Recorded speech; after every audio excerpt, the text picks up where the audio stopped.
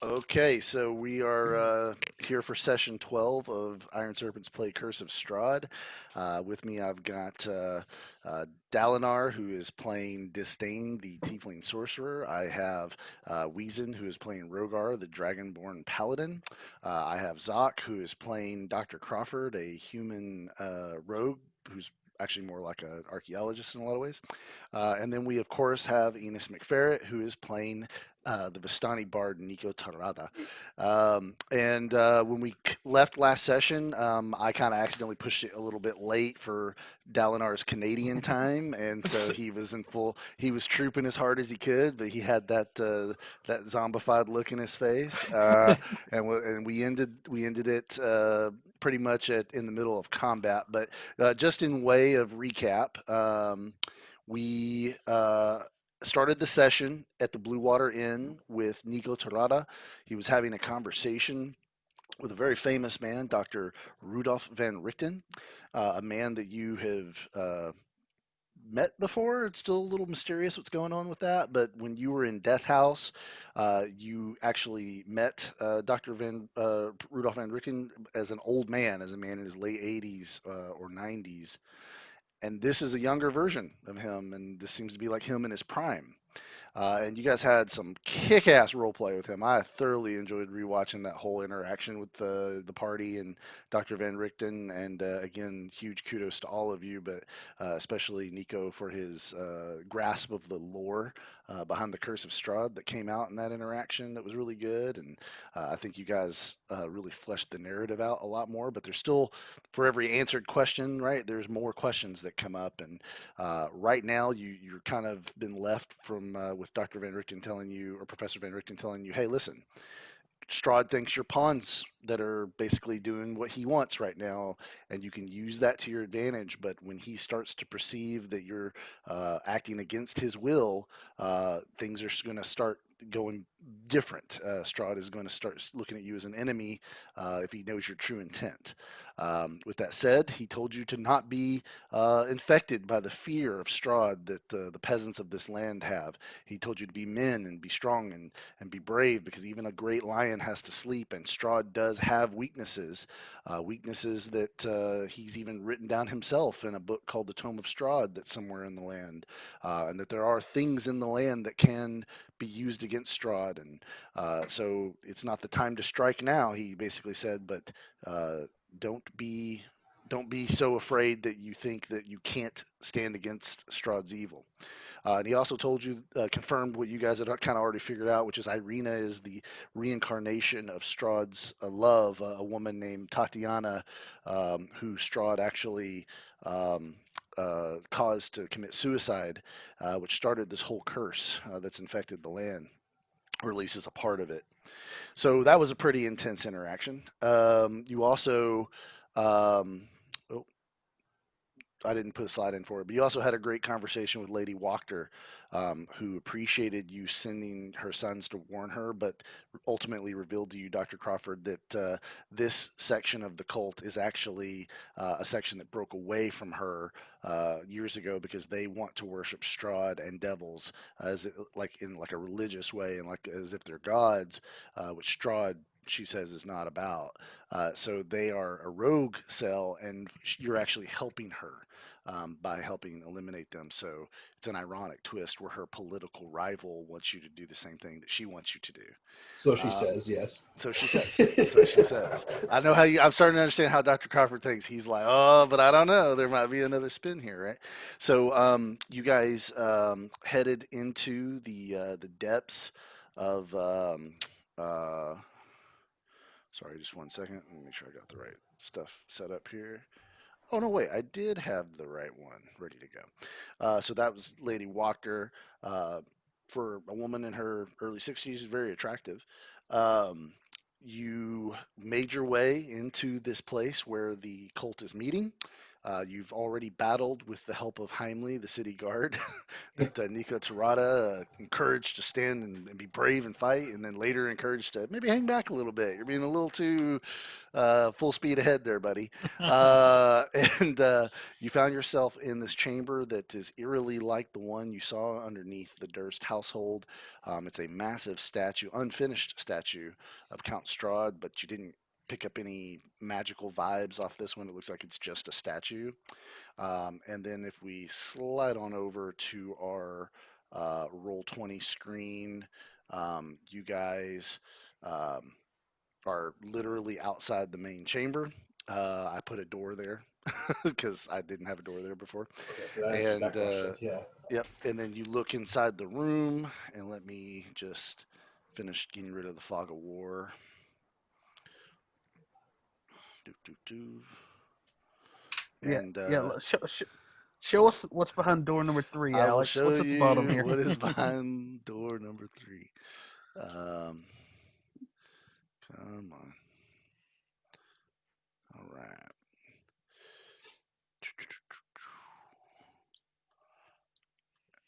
There are 4 cultists in this room chanting around some symbols. The symbols are glowing, sort of a purple energy. And then Diamora, the leader of this cult, is actually preaching to them about the power of devils, the power of Count Strahd, and there's definitely some mojo going on here that you guys are interrupting. So when we left off, we were at Wiesen in our order, and so that's right there, number 11. So Wiesen, we are going to, Rogar, excuse me, we are going to start with you, my friend, and get a little music going here. All right. Which one is her? The one that says Diamora, Rebel Cult Leader. Can you see her title? Oh, yeah. Can't. No, the combatant. No. I see her. Uh huh. Where is she at in the attack order? Thank you. So we actually have her at 5, Okay. and then they're at 6. Okay. Okay. I don't know if that's true, but it is now. Have they seen us, or are they still It does not appear that they have. okay? Okay. So All right. this was so we actually stopped. You had just moved in. You looked in the room, and you can move back out, or you can move in. You can, you know. Yep. Yep. And I just cast bless on everyone, if I recall. Yep, I got the little fist symbol on all of everybody, so they know they got blessed. Even Hyman over there. Mm-hmm. Yep. Hyman. Hyman, love it. Uh, Hyman. we're gonna have to retcon that. That's his name now. So I'm simply gonna hand. I'm gonna. He's not looking. Yep. I'm looking. So if I just kind of move, I don't want to go in the room. I want to kind of just get out the edge of the door is what I want to do. So if I move to here, can they see me? That's what I'm asking. Okay. If you move to there, can they see you? Yeah. So long as Okay. you're on those 2 squares, like that's their vision. Okay. All right. So I'm just gonna stay put, and I'm gonna hand one of my healing pots to Disdain, and wait for the group to catch up with me. Okay. So Disdain, you gain a healing potion. And if we go to the initiative order, we are at the cultist. The cultists continue to cast their spell, and as they cast the spell, those rooms really start to crackle with energy. And Rogar, you don't have Arcana, so roll it anyway at disadvantage. All right.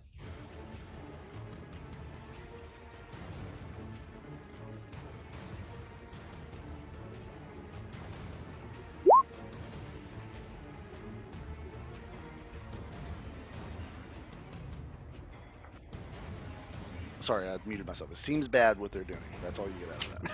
Seems bad. Good. Seems Good bad. to know. It seems bad. Okay. Okay. So next in the order is Diamora, who continues to preach.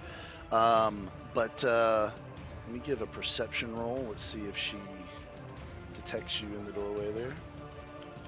I'm going to give disadvantage because she's distracted by the ritual. And we'll add a 3 to this. So, yeah, she rolls a 19. So, give me a stealth roll, buddy. Oh Jesus! Probably don't have it, so that'll be disadvantage. I have +1, but But do you have it checked as a skill? You do still have a bardic inspiration, which is a 1d8 you can add before you know the outcome of a roll. but if it's a disadvantage, then it's the lowest one, You right? take the lower of the two 20s, yeah. Okay. You're muted, Dylan. There we go. You put the +8 on. All right. So after I roll, I can put +8 on the lowest one. Yes. Yep. No. Okay. Yep. And bless, and you're blessed from the more Prolution.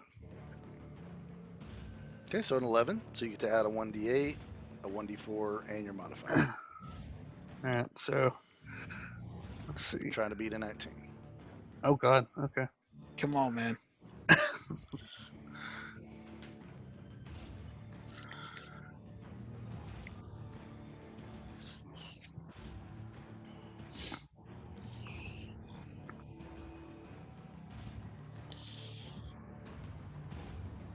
$22.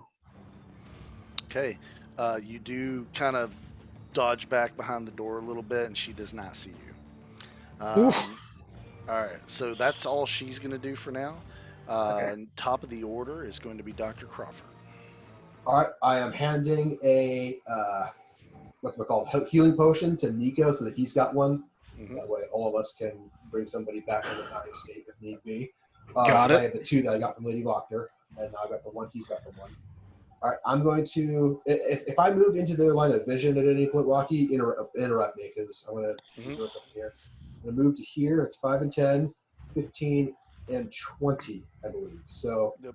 I'm out of their line of sight behind the door, right? So can I look in to see, try to get a look at the magic circle so I can try to make an Arcana check?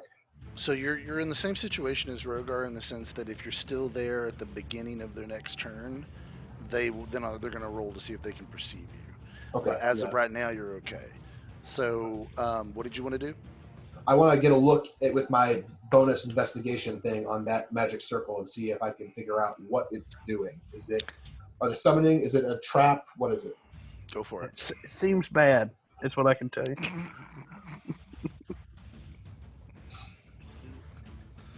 Rogar is a man of many words.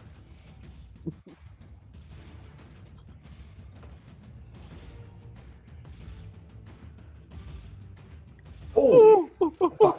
Damn. So that's a crit, and it's a 30. Woo! Woo! Craziness. Okay, so it is a circle of summoning. They are summoning a devil of some kind. Okay. And it's working, and it's about to finish. All right. So I think that's my turn then. Yeah, that's okay. That's my turn. Okay. After Dr. Crawford is Nico Tarata. Okay, guys. Hyman, you need to be on me, on my backside. Does that take an action for me to call him up? I thought we had rolled an He ally. he was supposed to be after me. I know that. Okay, let me get ally back on the board here, and I'll put him right behind you. Okay. That's all I So was he remember. because he was told to be on my backside when I moved and everything. So is he right on me already? Oh, I remember now. Yeah, I had messed up and lost the token. 1 second, I'll add it back in. Just takes a second. Cool.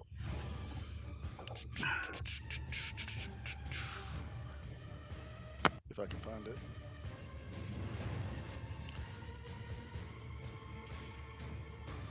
It's funny, because I totally created it. Okay, so here's what we'll do.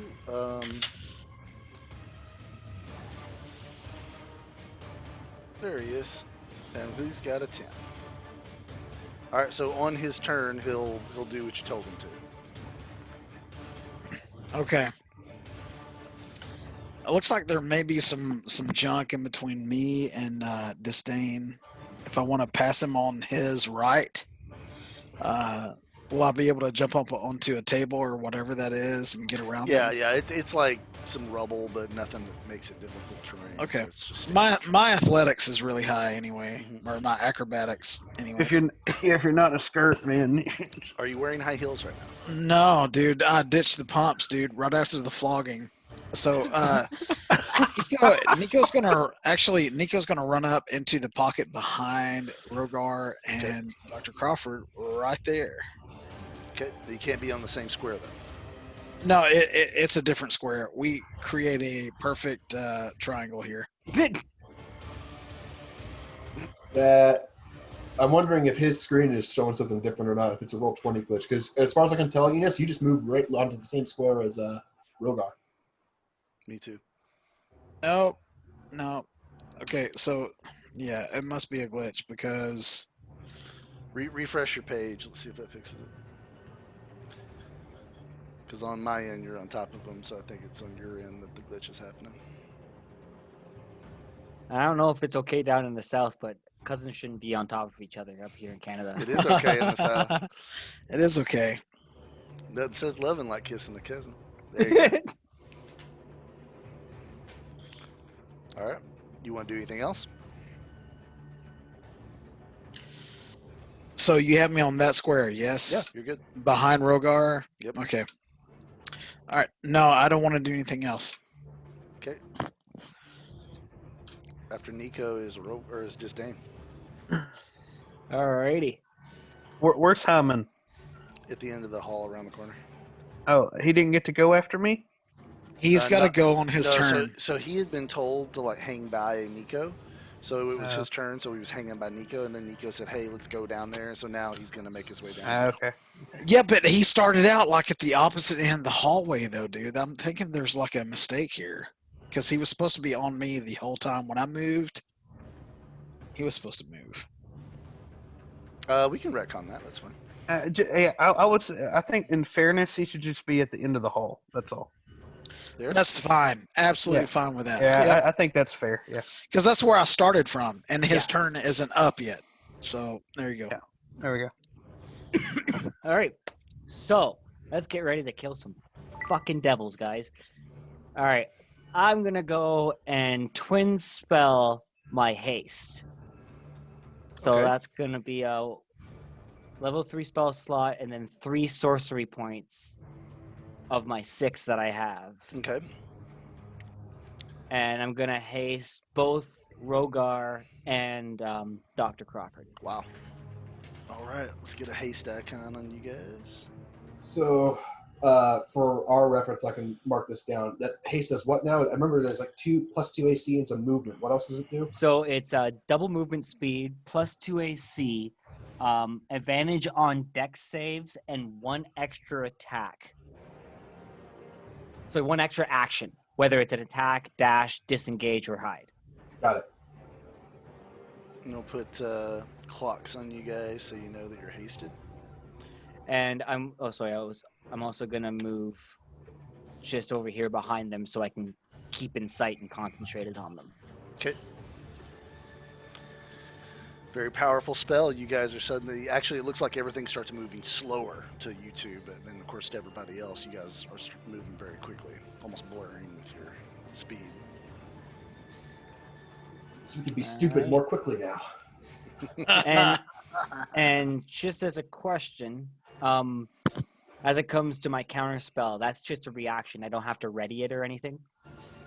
Correct. It's a reaction when someone within range is casting a spell. You can, so long as you have a reaction available, you can cast counterspell. Perfect. Okay, then I'll end my turn. Okay. After Disdain, it is Rogar. Alrighty. Zug zug. Zug zug. It is Zug time. I'm going to attack Demora Oh, in the wow. face. I should probably get her sheet in front of me. Might need that. We're going for ultimate smash right here. All right. Ultimate Smash. 3 attacks. 3 attacks, bud. Yeah. Oof. Brutal.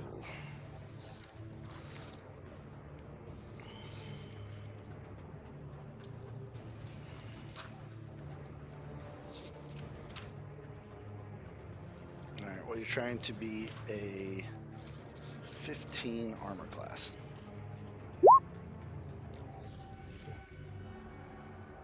It's a hit. Do we just roll the hits first? Yeah.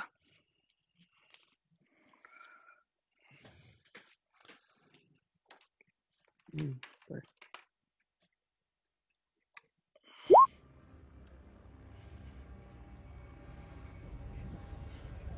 It's a hit.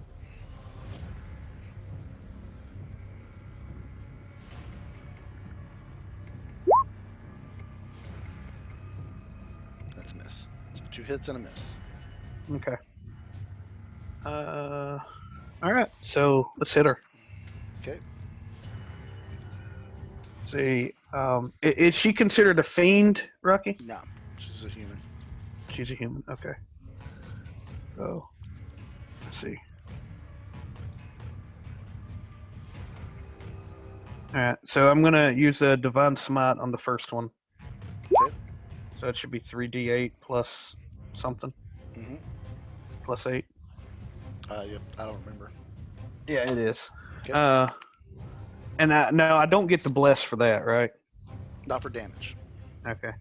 For attack rolls, yeah, and Okay. Okay. skill checks, saving throws. And then let's see. I've got 1, and then I've got 2. All right. Let's just okay.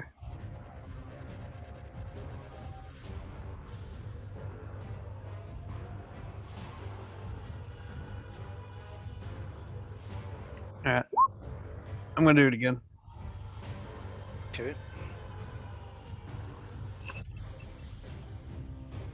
So we have 26 damage twice.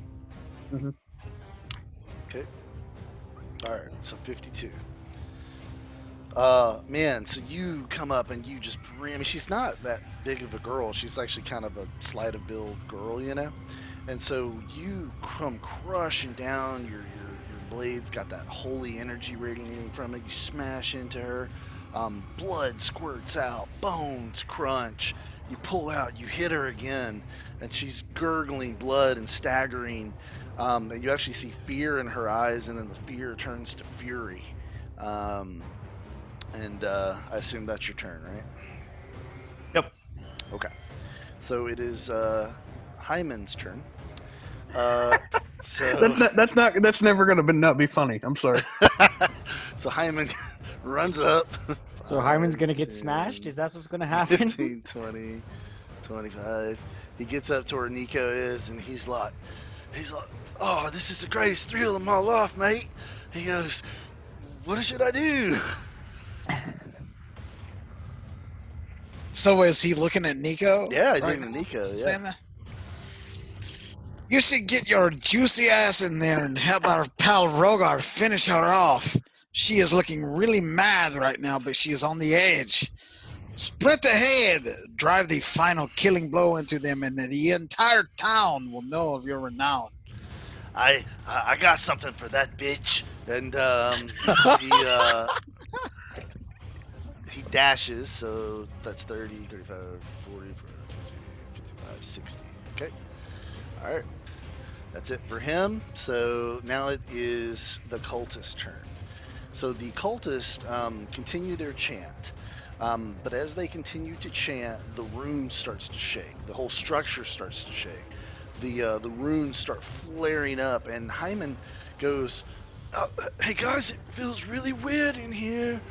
And you watch as he starts to. Cause it's perfect. You guys sent him in there right at this moment, by the way, because I needed someone in the circle. So he starts like itching, and then he starts screaming, and you guys watch as. Oh, I mean to move that. You guys watch as. Give me a second here, boys. Hyman. You guys watch as Hyman explodes into a thing of just mist and gore and bones, and standing in his place is this thing right here. Oh, what are we up against? Ah, the camera cut off. We can only see the right side. Oh, there we go. Oh shit!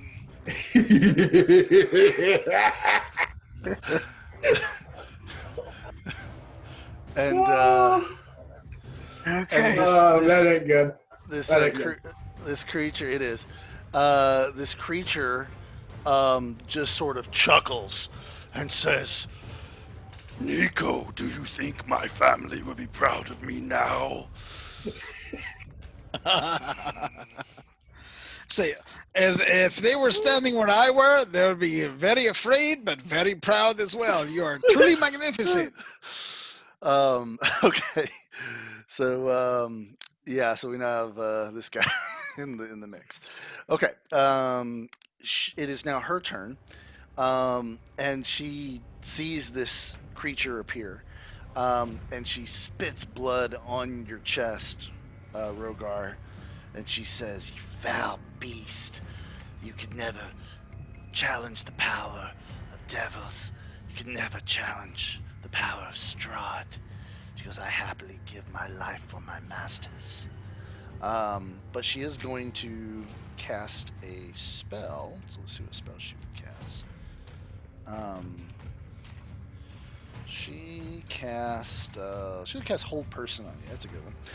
So I need a DC 17 Wisdom saving throw from you, sir.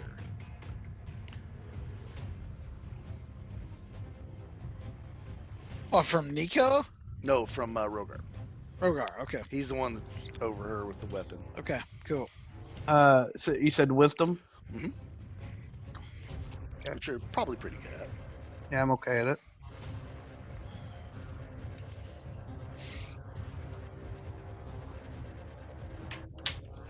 Hang on.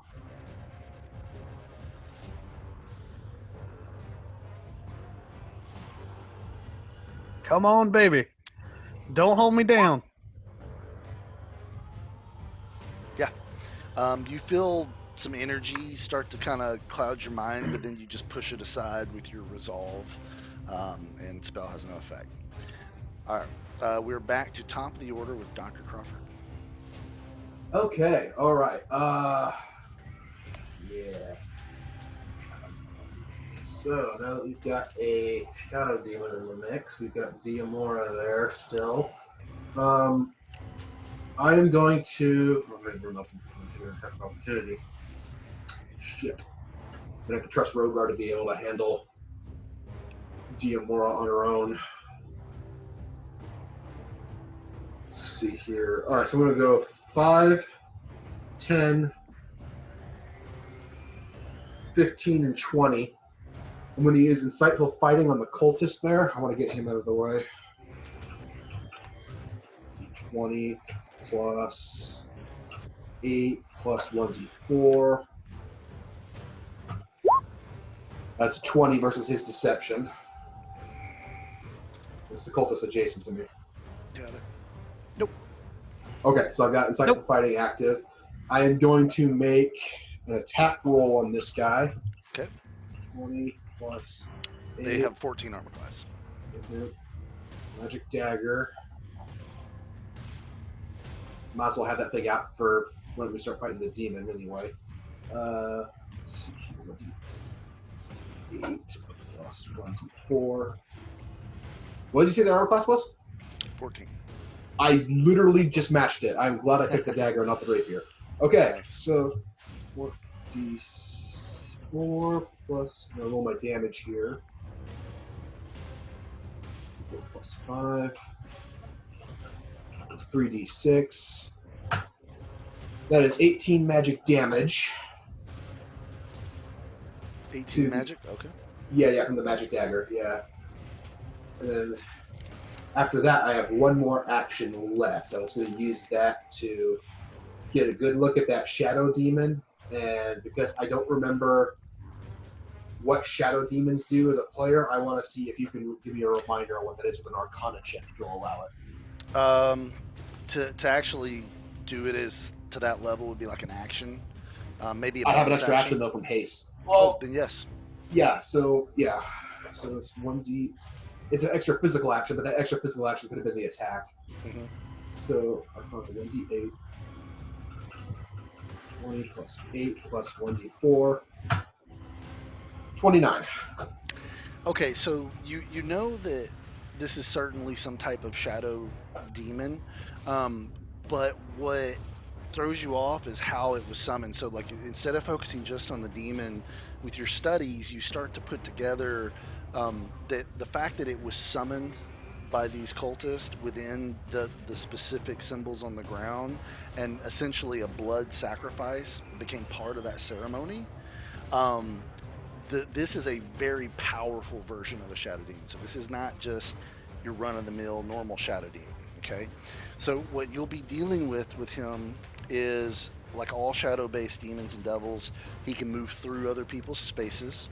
You know that bright light affects him in a negative way, and you know that he does a lot of damage if it gets its claws on you. Yeah. Okay. All right.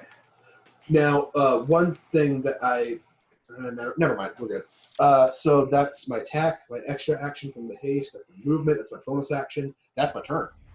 Okay. After Dr. Crawford, I believe it is Nico Talata's turn.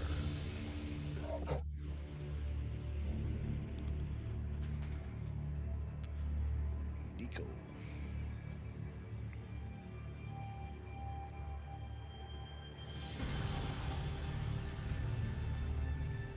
You thinking about it, Nico? Yes, I am. All right, so let me see. So when I move diagonally, does that count for 2 actions? So Every 5, 10? other it counts as 10. So the first time you go diagonal is only 5, but then the second time is 10.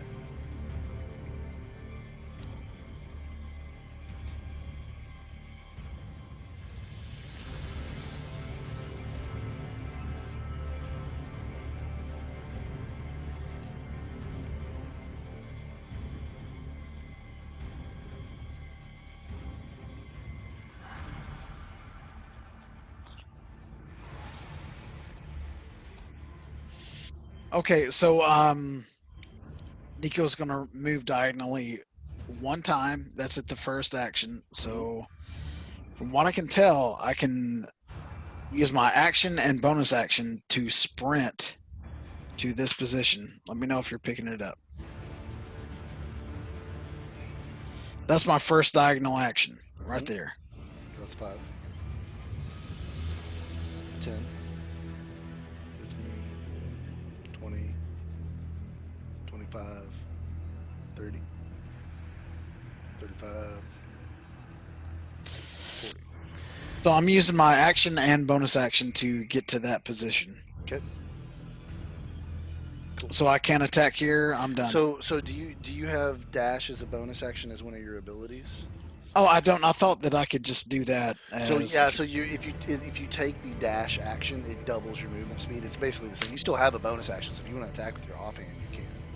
Hey, you know you didn't have to dash there. You could have made it without that, right? No, not without getting near that circle and the demon. Actually, he's right, bro. Because if you started here, right, that would have been 5, 10, 15, 20, 25, 30. So you're right at 30 where you are. Wait, so where did you start again? You were right here where my mouse is. A 1 I dot. didn't. No. I was above disdain on my screen, which means there's a bug. Oh, okay. Oh no Alright. no. That's where he was. That was That's where where I he was. That's right. Yeah. Well, 5, So yeah, diagonal yeah. 5, 10, 15, 20, 25, 30. It's the same. Okay, yeah. So I went one deeper south than I should have went. Okay. Yeah, that's Yeah, it. yeah. Just didn't see the door. I didn't see the door. So you have full actions and everything. Okay, cool. All right, so I'm going to open up on Cultist number 3 with my action with a silvered axe. All right. 14 armor class. How much did you hit him for, son? Let's see here. 18. 18 damage. Magical. Okay. All right, here we go. So when I'm hitting these guys, it's a D20 plus whatever my modifier is, or not? Yeah, plus your D4 Okay, from Bless. love it. Can I do that on damage? No, okay. You can tell who doesn't do damage, right? Like everybody can tell that. We're all used to rolling our damage dice. He's like, what do I roll? It's okay. As a bard, I'm totally okay with that because I mean, fuck y'all. He knows his spell damage dice. You fucking assholes. Hell yeah, I that's got right. you, Nico. I got you. Yeah. Let me just allow everybody to suck a dick right now, Thank you. except Disdain. So, where'd you get the +10 though? That was the +6 to my hit from dexterity, and then the Uh-huh. +4. You have +6 on your dex. It was to hit, yeah, on that silver dex. Yep. Yeah. +6 to hit. And then the +4 is from the. Oh, so I'm sorry. I see what's From going on. blessed. So you get Yep. +6, but the bless is a 1d4. Yeah. Oh, it's a 1d4. Okay, So cool. as cool, of right now, you have 10, and so now roll a d4 and add that. Okay, cool. So I've got 10. Roll a 1d4. Got it. Get a 4. Done. You get a 4, it's a hit. Done. No, just shy. So you roll a 12. Oh, sucks. Yeah, so you kind of come around the edge there, and he sees you coming and just kind of dodges out of the way of your slash. Do you have an offhand, like a dagger? I don't. No, I'm just doing a silver dex. Yep. Got it. Okay. All right, then. So next in the order is going to be Disdain. Alrighty. So, quick question: Hmm? Can I like if I stand here, am I still able to shoot in the room with the door? Yes. Because It's I open kind door. of don't want them to know that I'm here. It's Mhm. even though they're gonna see fireballs shoot at it, but Well, you're in a doorway, so I mean, you can also shoot, and then you still have movement to just move out of the way of the doorway. yeah. I want to do.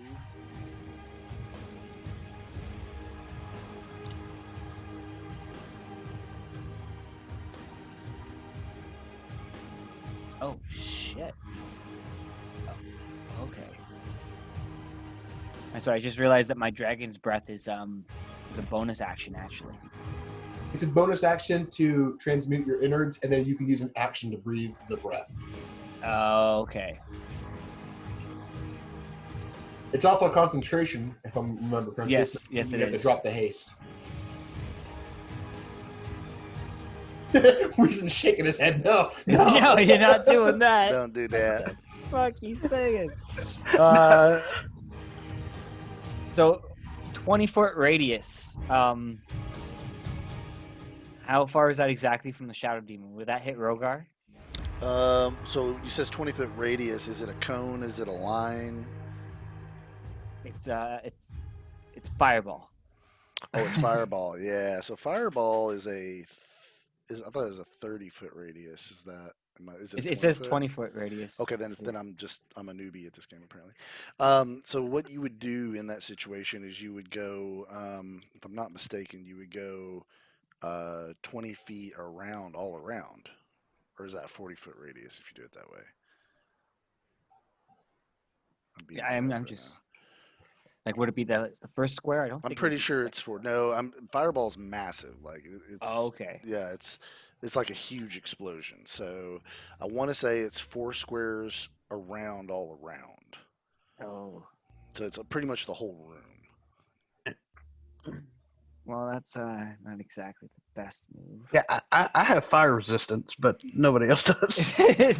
Rogar's like, bring it, baby. I don't care. Bring it! I got this. Come on. Yeah, it is if you target 20-foot radius sphere. Yeah. cultist number 7. You might get away with missing Rogar. Rogar's like, I don't give a fuck. Now, Zoc, just remind me, it's lightning damage I should be doing, correct? Well, it's kind of hazy with that because he's been describing it as demon and devil both, so I don't actually even know at this point. I would say, like, if I was in your shoes, I would go safe bet acid, just because I think both types are weak to that. It's your call, though. So. Okay. Yeah, so I'm gonna try to cast a chromatic orb at him. Okay.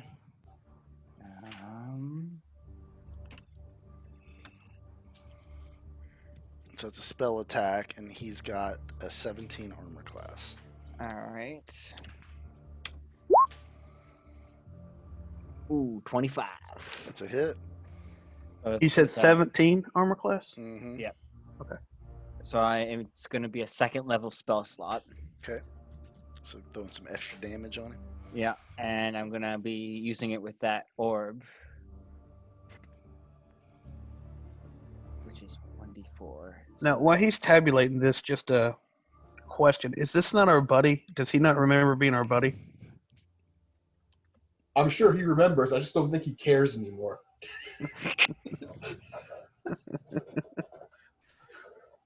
He should. Well- He should take Nico first anyway. I'm not sure my friendship with Enos will survive if he dies to another shadow creature in this campaign. 19 damage to the that's shadow so demon. much damage. What kind of damage? Acid damage. Okay. Let me just make sure he's not resistant to that. I hope not. Yeah, me too.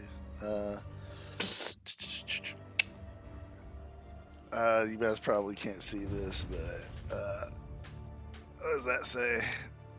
We can't see it. Anyway, damage resistance acid. Are you fucking kidding me?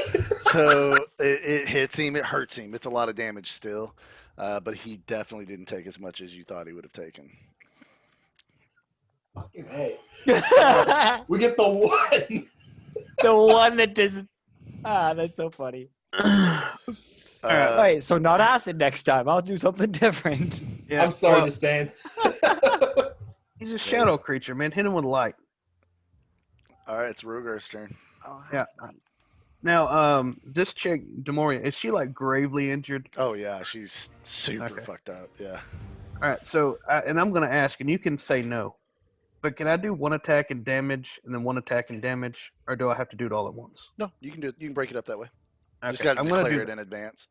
Okay, so I'm gonna attack her, Mhm. see if I kill her, and then go on to something else if I do. Mhm. Okay.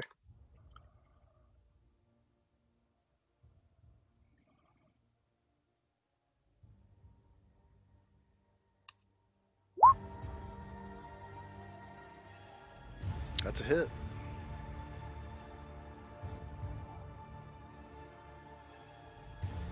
I'm just regular attack, so it's a D8 plus 8, I believe.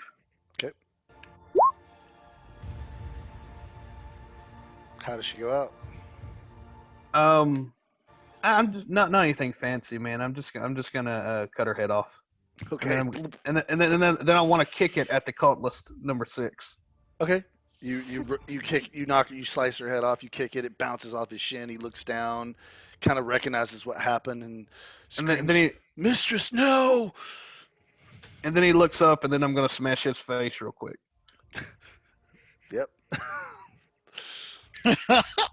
Yeah. 14 Love armor it. class. I'm gonna smash his face real quick. I love it. That's a hit. Oh, that's a hit. All right. Okay. I'm just gonna go roll the second attack on this Okay. dude. Okay. I'm just gonna comment. You're allowing him to roll 4s to hit Rocky with your blessing. He is so overpowered. Just hush. Oopsie. Yep. Drunk Rocky does things sober Rocky doesn't fully understand. Story of my life. Can I just do 2 D8 plus 16, or is that no? Certainly. No. Okay.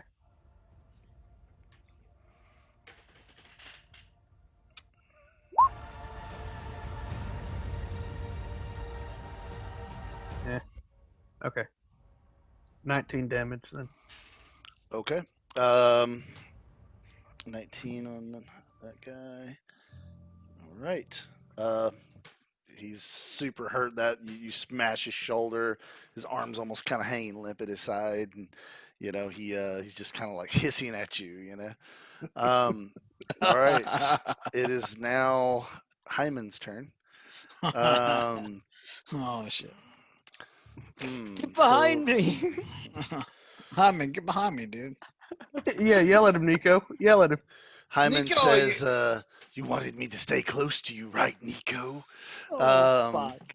And he slides. Before you're a demon. He slides right over there. Come on. He just slides over. I yeah. love it. Yeah. Awesome. All right, buddy. He's gonna attack you with 2 attacks. Let me Yeah. roll to see if he hits you. I got an armor class of like 69, dude. So good luck.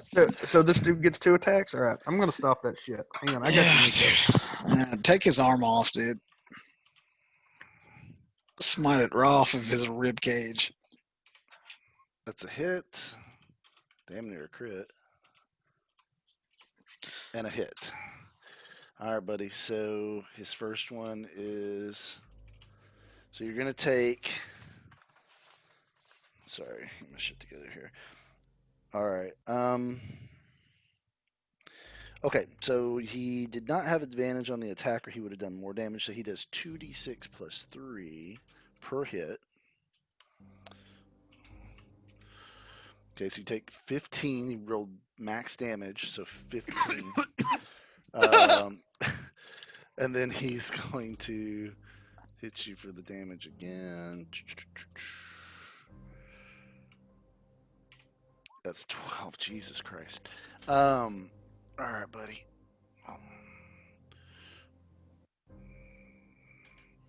So he just did, what did I say, 27?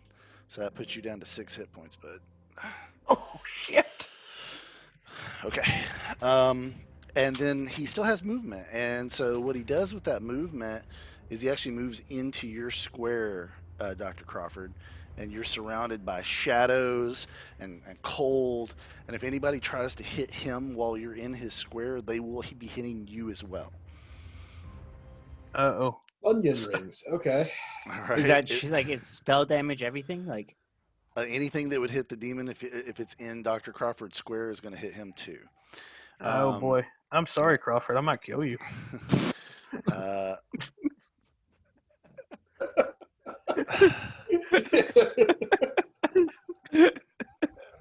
right, let me this thing's not working the way it's supposed to.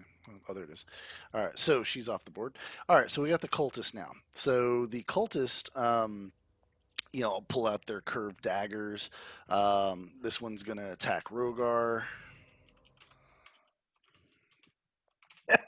Miss. Clank, clank against your armor. Have at thee. This one's gonna run up to you. This one's gonna run up to. He doesn't want to get. Yeah, he'll run up. I don't think he's gonna want to get near that thing. He's gonna run up here to you, Disdain. All right. So let's do Rogar's other attack.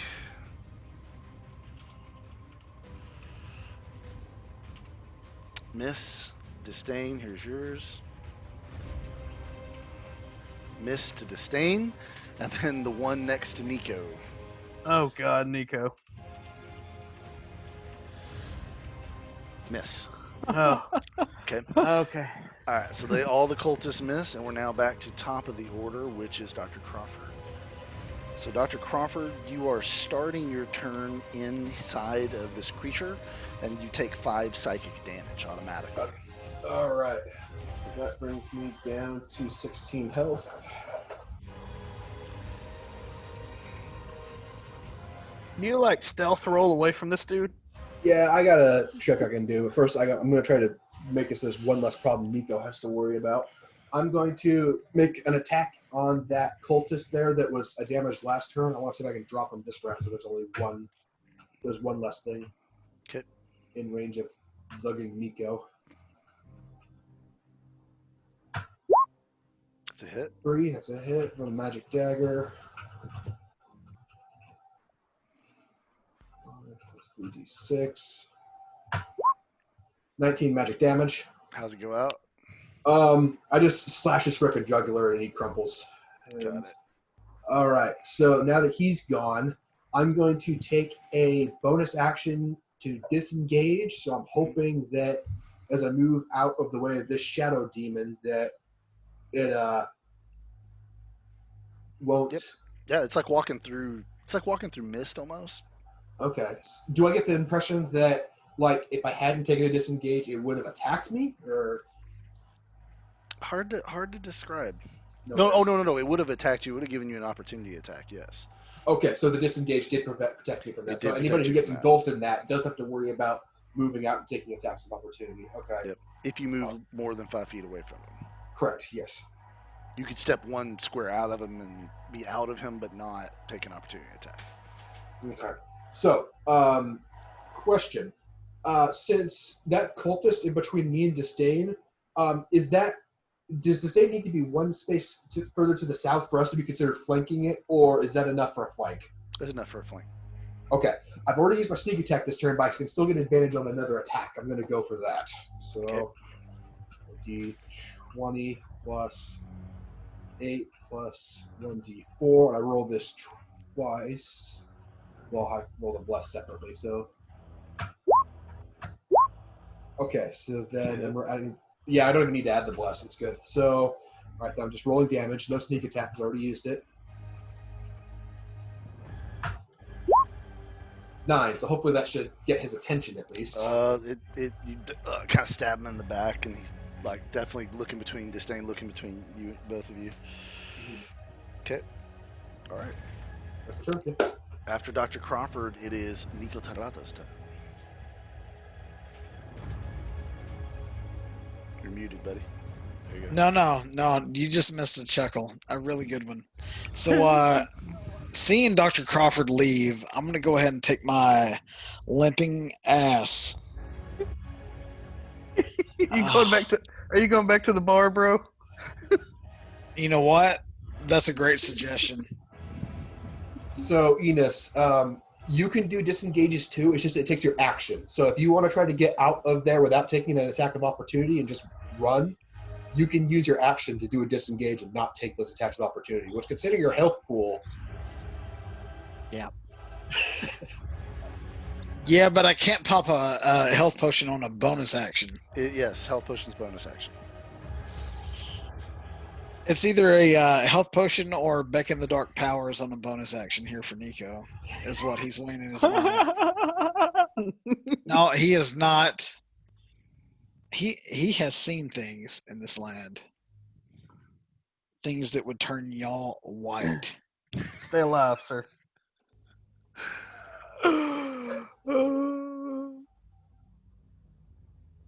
This game gets so interesting. The stakes are always high just because of the lethality. I love it.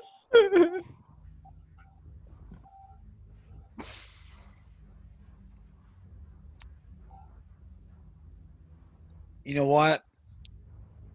I'm going to go for it. Nico's going to stay exactly where he's at. Good luck, bro. Good luck. You just got hit for 40. Just so we're clear. I understand this. It's a big roll. It's a big call. He who dares wins. Oh. Not always. No, not always at all. Not always at all. And considering what I know about this land, I know this. And I want to tell y'all, I love Nico. So Nico's going to disengage as an action. Okay. How far can I move after I do that? 30 feet. 30 feet. So I'm going to go right out of the room. No. Listen. So I'm going to go out of the room here. Let me see this. How am I going to work this? There's the disengage. Better run right by this dude. Yeah, but the disengage protects you. Okay. That's 15. 20. 25. 30. I'm going to use my bonus action to pop this healing pot. Okay. So 2d4 plus 4. All right. So you shitheads have all got out of the room. Is what's happened here. I'm Yes, still here. bro. I'm with you. I haven't even I'm gotten backing you in up. the room. Time to advance in the other direction. I'm not going in the I'm room. not running out until I'm down. Bro, So that's they're a after my 9. blood. All right. That should put you back up to a 15 on hit A points. solid 15. Sounds good. I'm done. All right. Okay. After Nico is Disdain. Alrighty. All right, well, this little cultist here is he smells funny. You can tell he's been down here for a while. No baths, no nothing. Just worshiping losers. So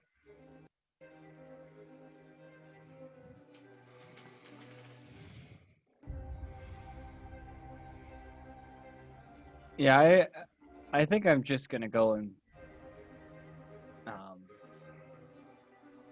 hit him with a firebolt. Okay. 14 So class.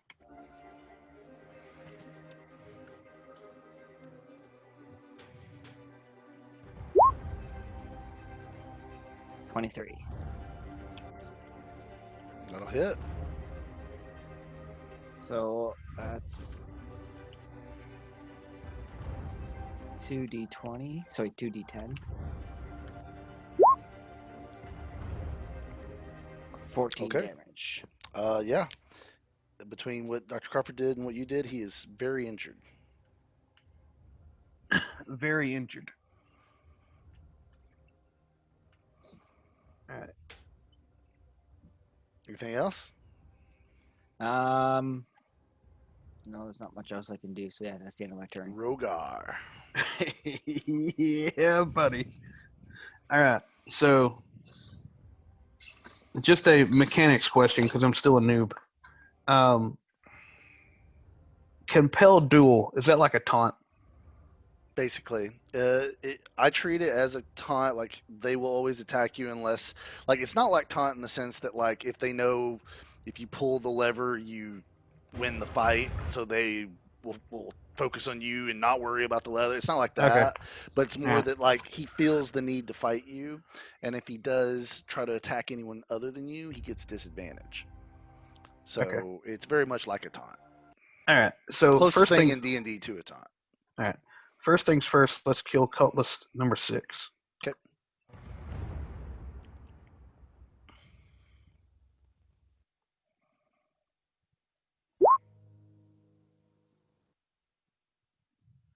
That's a hit. If math is right, I need to do 9 damage to this guy to kill him. So I'm just going to damage this guy and then move forward.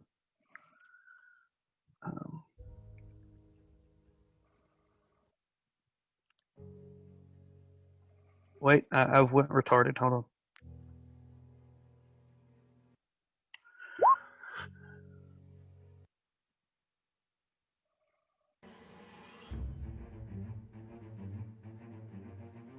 All right, how's it go? I'm going to cut his head off and then I'm going to kick it at the shadow demon. Okay. When you kick to the shadow demon, it starts cackling and then it goes, yes. All right. And I know what's going to happen here, but I'm going here. Okay. All right, so you can take an opportunity attack from Cultist 7.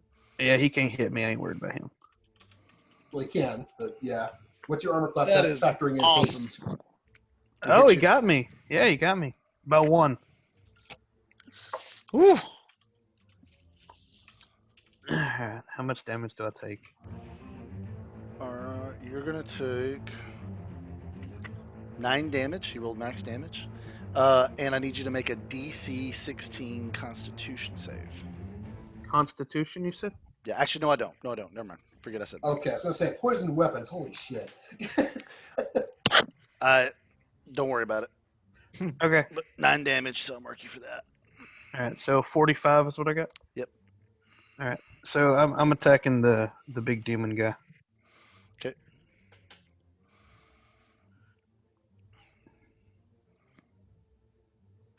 Come on, baby. Hit it. I said 17 for him, right? Yeah. Yeah. It's a hit. That's a hit. Oh, I'm attacking again. Okay. Come on, crit. Give it to me. Oh. That's 2 hits, though. Alrighty. So this is going to be a beefcake one right here. I'm going to expel my 2 second level divine smites.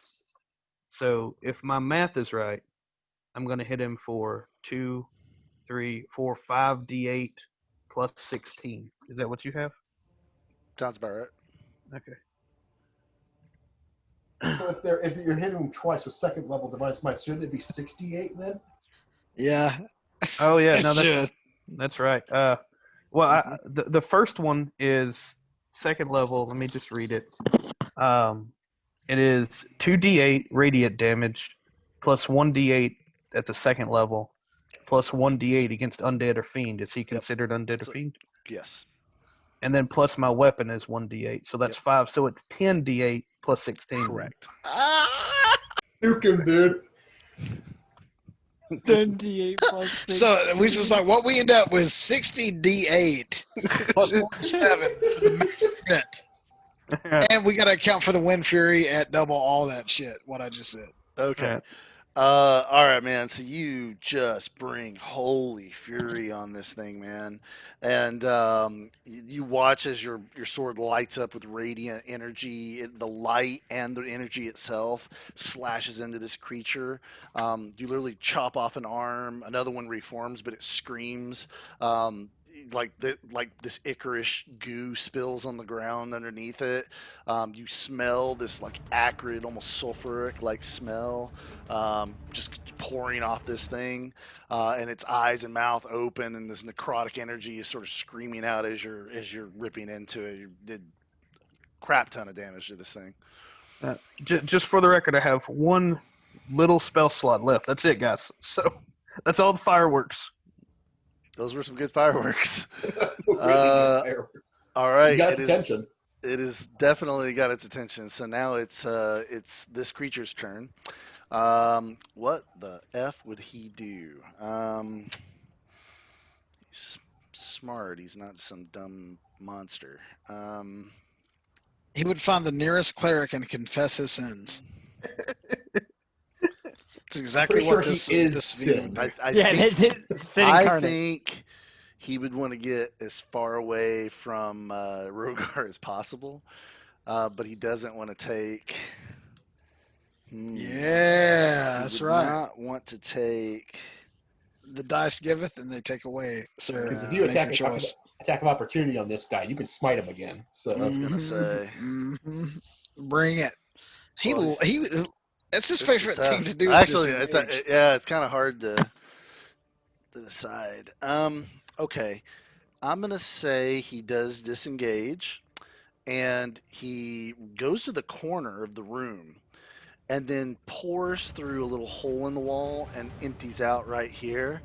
And he's towering over you, Nico, on the other side of the wall. And he goes, "Oh, yes, Nico, you did want me to stay close to you, didn't you?" But he used his action to disengage, so he has no attacks left. So, I tried, buddy. I tried to get him away from you. all right. After that, it is the cultist, of which we still have 2. This guy is going to run up and scream, "Why are you running away from me? Are you afraid?" And he slashes you again.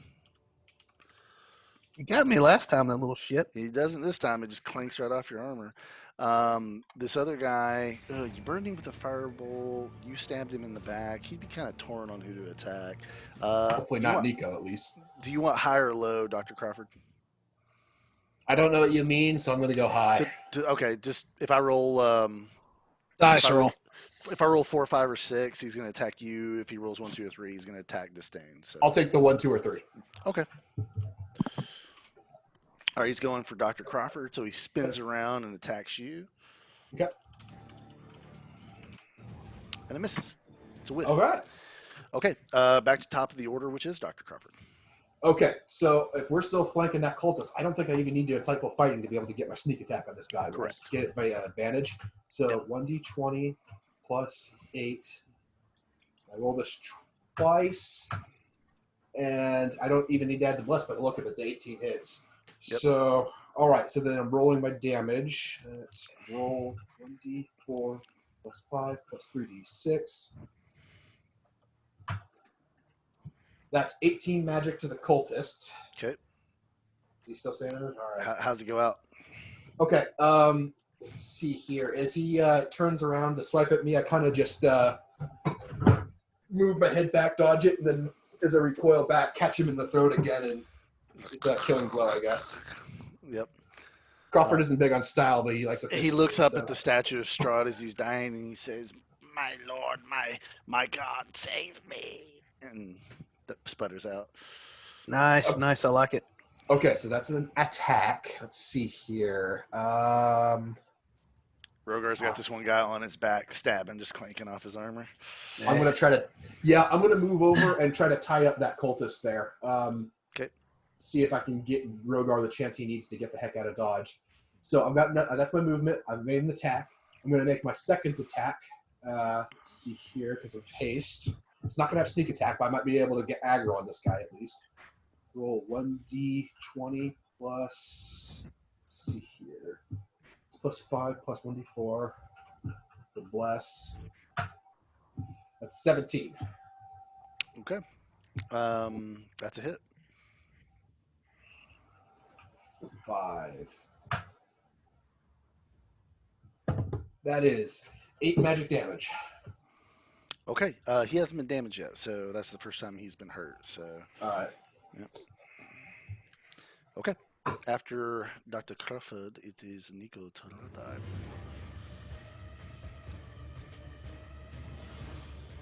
You're muted, buddy. Run away, little girl. No, I don't think so, man. It's not. Nico has popped a. Let's see. Let's do one action for a vicious mockery on this guy. What was It's a wisdom save. He's got to save or take 2d4 socket damage and disadvantage on next his claw attack rolls. as an opera event, right? That was it. Yes, it was, man. Yeah, Lovely. Fells. Can't Very wait to good. get back there.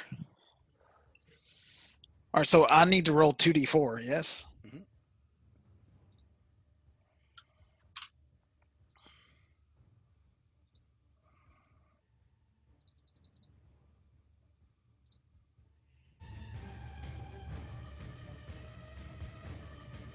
Okay, 6. And he's got disadvantage on any attacks after this. And as my bonus action, I'm also drinking yet another health potion that I had on me. All right, so I'm sorry, I missed it. I was thinking of the opera event. What happened? Tell me. You hit him disadvantage with on a his vicious attack. mockery, so it does psychic damage, and he has disadvantage now. On his attack rolls Mhm. against cool. anybody. All right, what'd you get for your healing? Oh, So six. healing. And then plus. No, I didn't do that that was the yet. damage. I didn't do the Okay. healing. So the health potion is 2d4 plus 4. so that's the blessed, yes. No, that's just what healing potions do.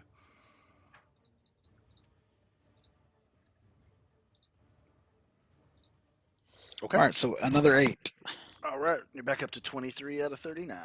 All right, There we go. A little more comfortable. just a little bit. All right. You now have Disdain.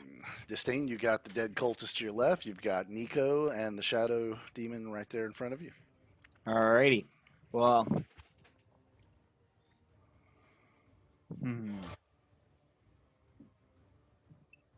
Damn it. I was going to use Mind Spike, but that's concentration. No, I'm loving the haste, buddy. That's Yeah. great. Yeah. I remember the first time somebody cast haste on one of my heavies, and I was like, "This is the best thing that's ever happened." Like, Oh, I love it. I'm gonna have to start paying him gold. Using all my level 3 spell slots.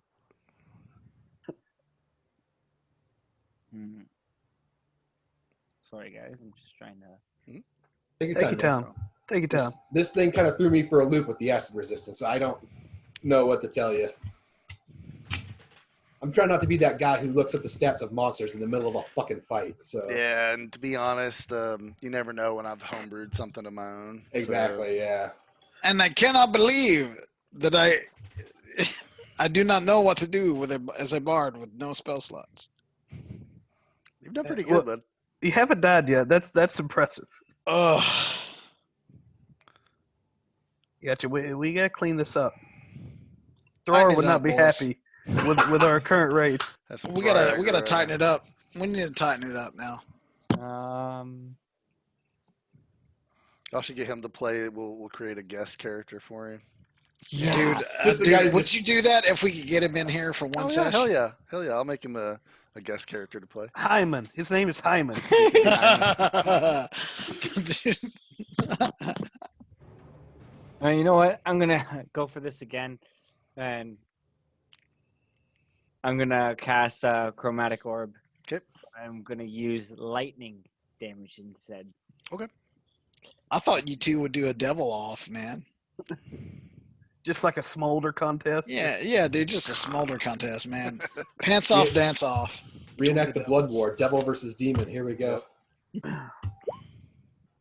Ooh, nat 20. Nice. So And that that's means you get to add an additional damage die for free, oh, Ooh. Oh, and Come both. on. So because you're casting it through your necrotic thing, your Yeah. orb, Yeah. That. so you get to add 2 of those as well. oh, come on, Disney. so that's just Hit a him. level 1 spell slot, but it gets the level 2 effects. Yeah, that's what 48, yeah, 48. and then 2d4. Mm. Let's go to Sizzler, baby. Come on, take me out. Surf and turf tonight. Me and you. This shadow demon's gotten hit twice, and he's badly twice. And he's already talking about shrimp. You brought the paladin nuke on him, man. 19 damage. Oh. All right, lightning. Yes. Trying to find out this thing is weak to lightning or not. Come on, baby. I don't want to see that piece of paper, Rocky. Don't put it up Alright. there. Thunder, not lightning. So Oh, thank how's it go God. out? Oh, Oh! devil wins the blood So war. as I'm making up this giant orb, I cast it slowly into lightning, and actually what I end up doing is I take a little bit of Nico's extra energy from his thunder, that's thunder waves though, right? Not lightning. Yeah, no, that's no. fine. I still got it. Yeah. So I grab the lightning and I just throw this entire ball at him, and as it goes, it engulfs his entire bit and just disintegrates him from wings down to tips. Yep, just Oh, like, Chicken wings tonight. Chicken wings tonight. Love it. Okay. All right. So he is off the board, or he's disintegrated. So he's like. Let's fully just off kill the this board. other guy real quick. Yeah, let's do Yeah. it. Let's loot him too. Remember, loot all this, everyone. All right. Yep. So then after disdain, it is Rogar's turn. Yeah. He's just I'm like just- clank, clank, clank, just hitting the armor. And I'm just gonna turn around and I'm gonna snort at him, and then I'm gonna go to hacking into him. So let's see. Okay. Oh, the snort. Love it. Good touch.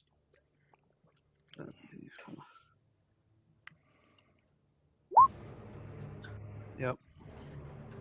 Oh yeah. Did you snort like a middle finger at him, like floating? All right, so I'm gonna attack him twice because I think I'm not gonna use the spell slot. So, Mhm. so that's 2d8 plus 16, right? Yep.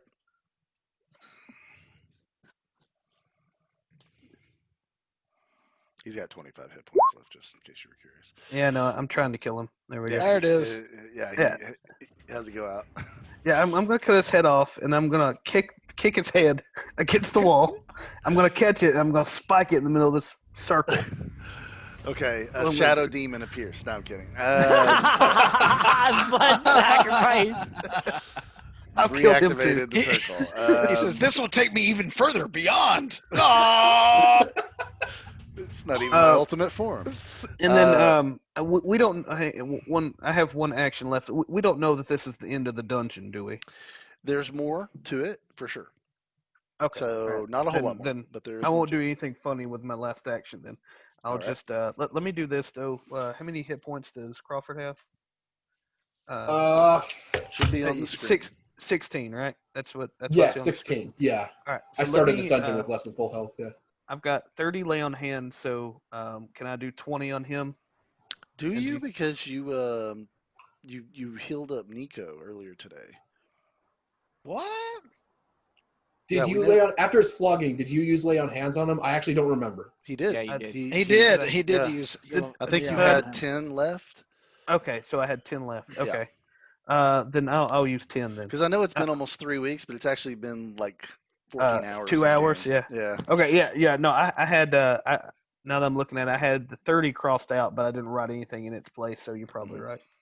Okay, so I'll use 10 as my secondary action there. So. All right.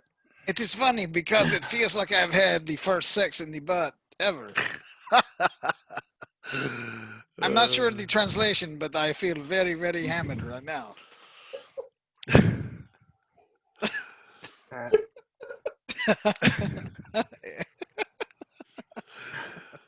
All right. So you guys stand sort of in the aftermath of the battle. You have 5 dead human bodies.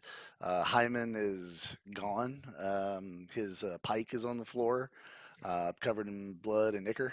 Um, but he is gone. That's pretty much what you have. You got the bodies and the pike in that room, and then I go to Nico the and I say, runes are "Don't no worry, longer guy. lit up. I killed this one. All right, it wasn't on you this time." So, thank you so much for your comfort, but there's still this question of his family. Yeah, Rogar's gonna walk over to the pike and carry it with him, and it's got his initials on the bottom of it. So we're Yeah, gonna I think take it's it. Oh. Hyman. Yeah. Yeah. Ah, yes. Yeah. To Street Hyman name. from your father. Thank you for Yeah. being a guard like I was a guard and carrying on the family tradition. Please give Yeah. this to your son one day. Like that's all written on the shaft. Yeah. Congratulations for being a 27th generation guard in the army. Yep.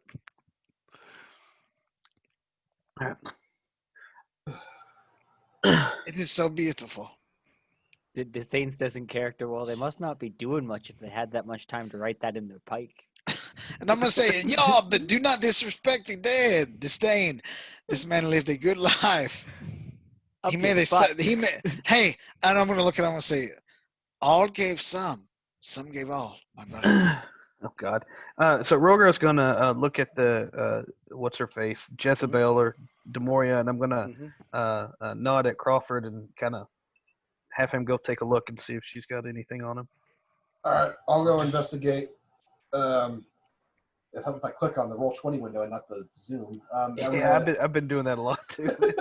I'm going to go investigate Demora and the altar and see if there's anything over here that would give us any sort of relevant information or resources or what have you. So she has the it's a page that's clearly been ripped out of a book, but she has the summoning ritual on a piece of paper, the one that Lady Walker told you that she had stolen from her.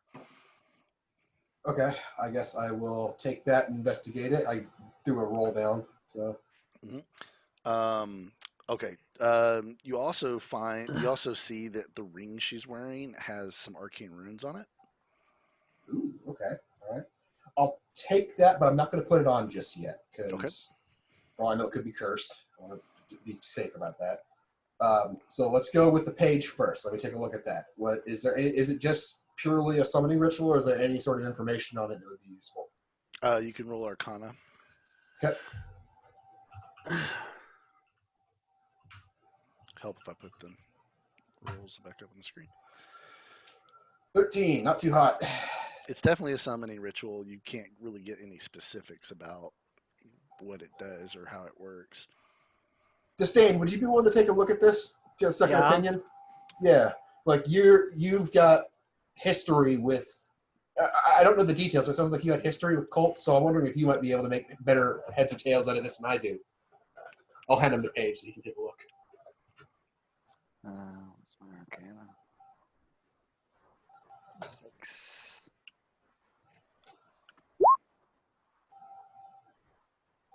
Whew. Yeah, you're like, oh yeah, I know what this is, and you start. It takes about 5 minutes, but you really study it, and what you discover, Disdain, is that it is absolutely a summoning ritual. It takes months of prep. There's all kinds of things that have to be done to create the material that's used to create the circle, and the candles and everything has to be done perfectly, like most rituals, right? But this particular ritual is interesting because they worship devils, but technically what they summoned was a demon. And the reason for that is because the demon, like a devil, is actually usually like a person, a soul that became a devil. Like they were immortal, they became a devil. This ritual, in its base form, basically takes the shadows of the room and creates a creature out of that, almost like an elemental type creature, but evil. And so that's more or less a demon, which is more of like a force in most cases. They can be personalities too, but there's a couple caveats to the ritual. If a mortal creature is sacrificed inside the circle, then that person's soul is used to infuse the demon, giving it more strength and personality. If a devil or anyone with devil's blood is sacrificed, then the summoned demon is far more powerful. So you can't help but wonder what would have happened had they got your blood or even gotten you into the circle as a sacrifice. Oh Well, that wow. was a close one. That's why I stayed out here, guys. Smart So move. okay, just Didn't I say before we went in that we, under no circumstance, can this thing enter the room? Wasn't I just saying that? You So, never listened. we Just- listen, Nico. I just listen. a brief timeout. Had one of us gotten into the circle, it would have been real bad. Is what you're saying? Yep. If you had died, Especially yeah. one. So Hyman didn't have a lot of hit points. He's just kind of like a normal guy. Yeah. So you would have, if you had ended your turn in the circle, you would have taken damage, and if that damage had killed you, then it would have infused the ceremony. Ooh. Ooh. Wasn't I just saying it's always better to mind control the guard and send him into a hellish circle than any one of us? You're welcome. Mechanically, I had 3 tiers of this creature. Oh, One tier if you guys did not have anyone in the circle when the ceremony finished. One tier if someone died in the circle, and then one tier of disdain was in the circle. oh, disdain. We got like a pit lord or something, or Yeah, disdain. You would have No, got a beefier version of what you fought. All right, I'm going to take an Arcana check on that ring. 20 plus 8 plus 1 d4. Whoa, there we go. 29. He knows more about rings than demon scrolls. You looking at the ring or you're looking at the ring? Okay, it's a ring of protection +1. Hey, so it adds 1 to your Rogar, armor class. You might want to put this on. oh, dude, nice. Very Yeah. nice. Super chonky. Let's go. All Doubling right. down on the chonk, huh? Bro, what's your natural armor class at right now? Like without this haste? 20. Oh, It'll be even higher once you get you some full plate. oh.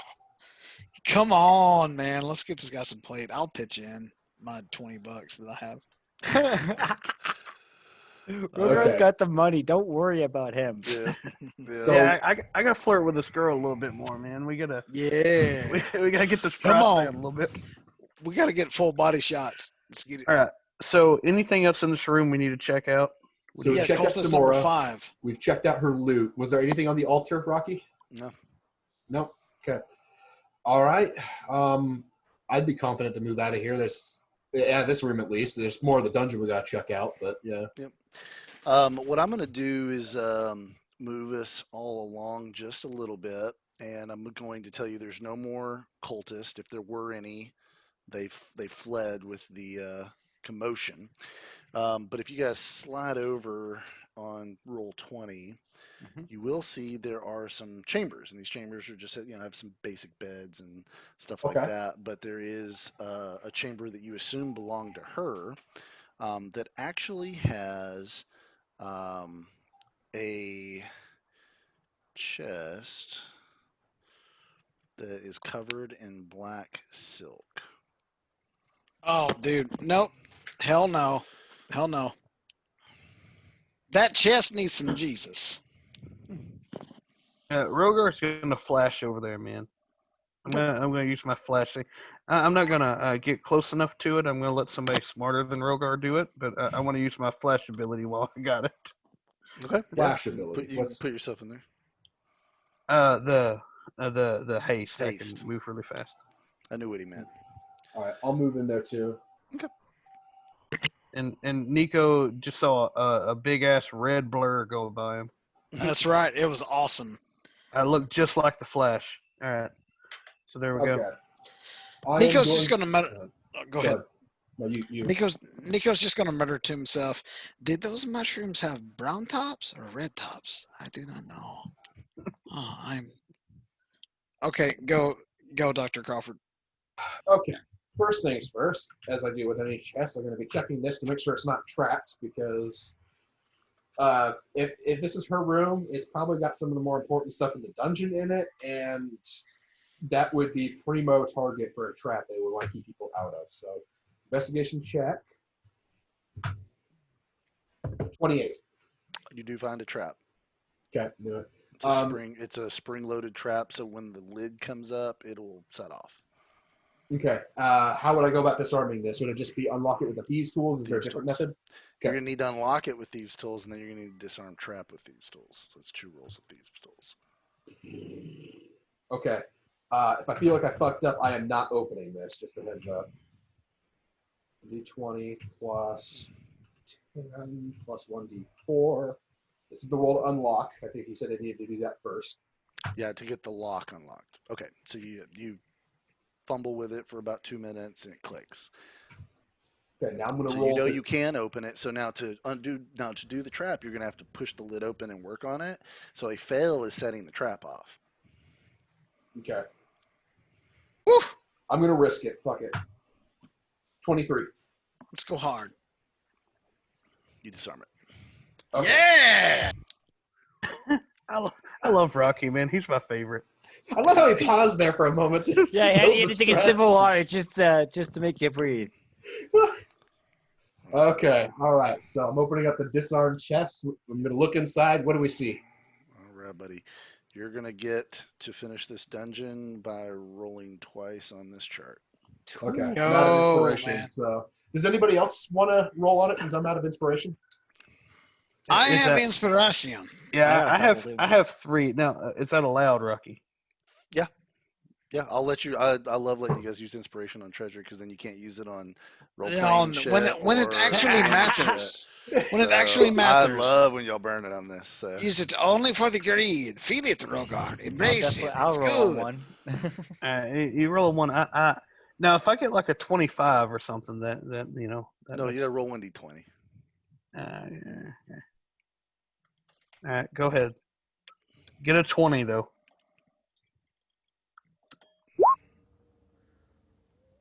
Six. What's that? A potion of haste. You found Oh! it. Now what's powerful about that is that you do not have to concentrate while that affects you for 1 minute. So whereas when you cast the spell, you're concentrating, and you can break that concentration, or you can't cast another concentration spell. When you drink a potion of haste, you have haste for 1 minute, and nothing makes it go away except for like a dispel magic. And I can also get Rogar off my back for at least one fight. Well, I mean, we can. All right. Does he have to decide whether If he's you rolling use again? it, if you use your inspiration, you decide after you use it. So Okay. you choose which of the 2 rolls you want. So I'll try again just to see what's. Okay. So burn ye old inspiration. as Rocky giggles menacingly. 17. Bracers of frost resistance. So long as you wear these, you are resistant. It means you take half damage from frost. Ooh. Mm. That's nice. That's good with Nax coming up. I'm just it's cold in there, man.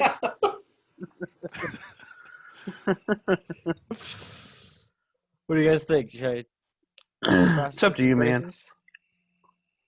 Honestly, man, I would say it's been a while since you've gotten something good. So Yeah, I think whatever you want, buddy. I'll take the frost resistant bracers. Yeah. Okay. So Disdain, you're now resistant to frost and fire.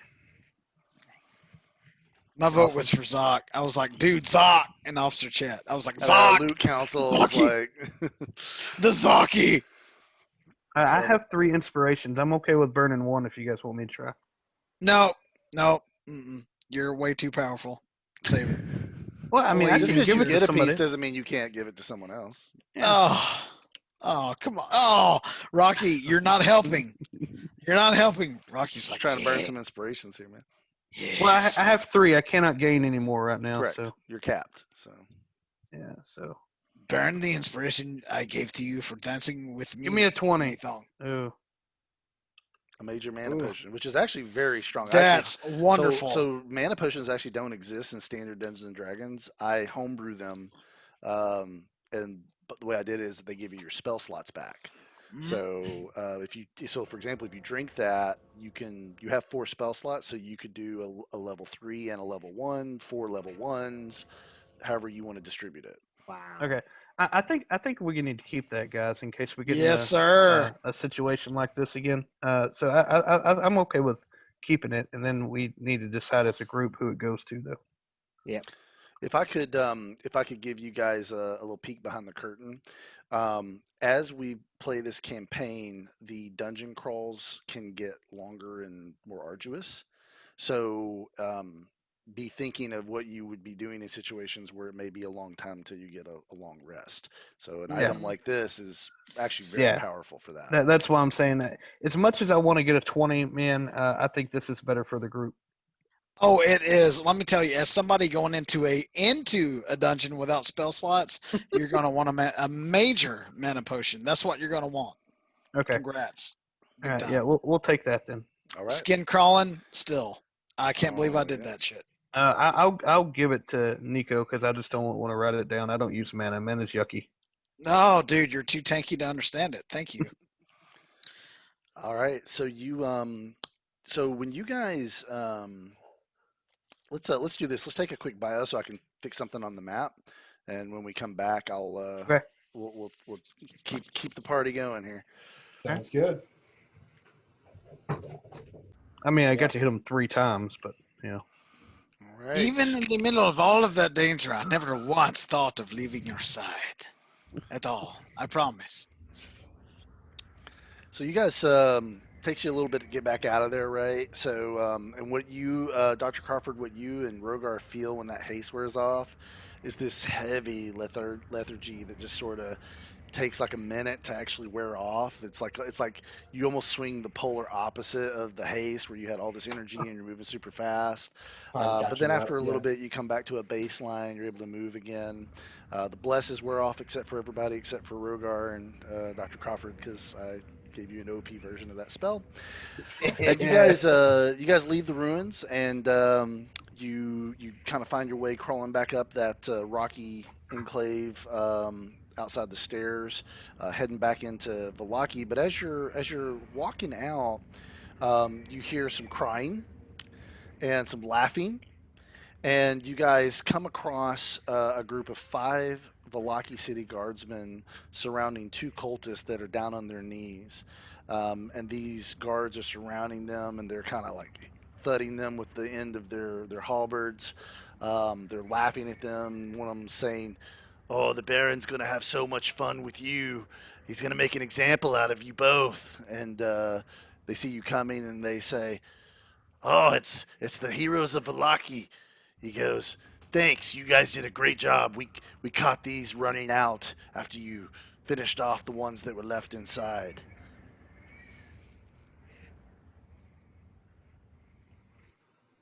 Well, thank you, sirs. Appreciate it. Because the Baron's going to be really happy. He goes, "You should go tell him. You should go tell him what you all did here." And where's Hyman? You carrying his halberd? These pricks turned him into a demon. Are you serious? And when you say that, he turns around and just like smashes the side of the head of the cultist closest to him, who just sprawls out unconscious. And he goes, "We're gonna make sure you pay for that. You're gonna die real slow for that."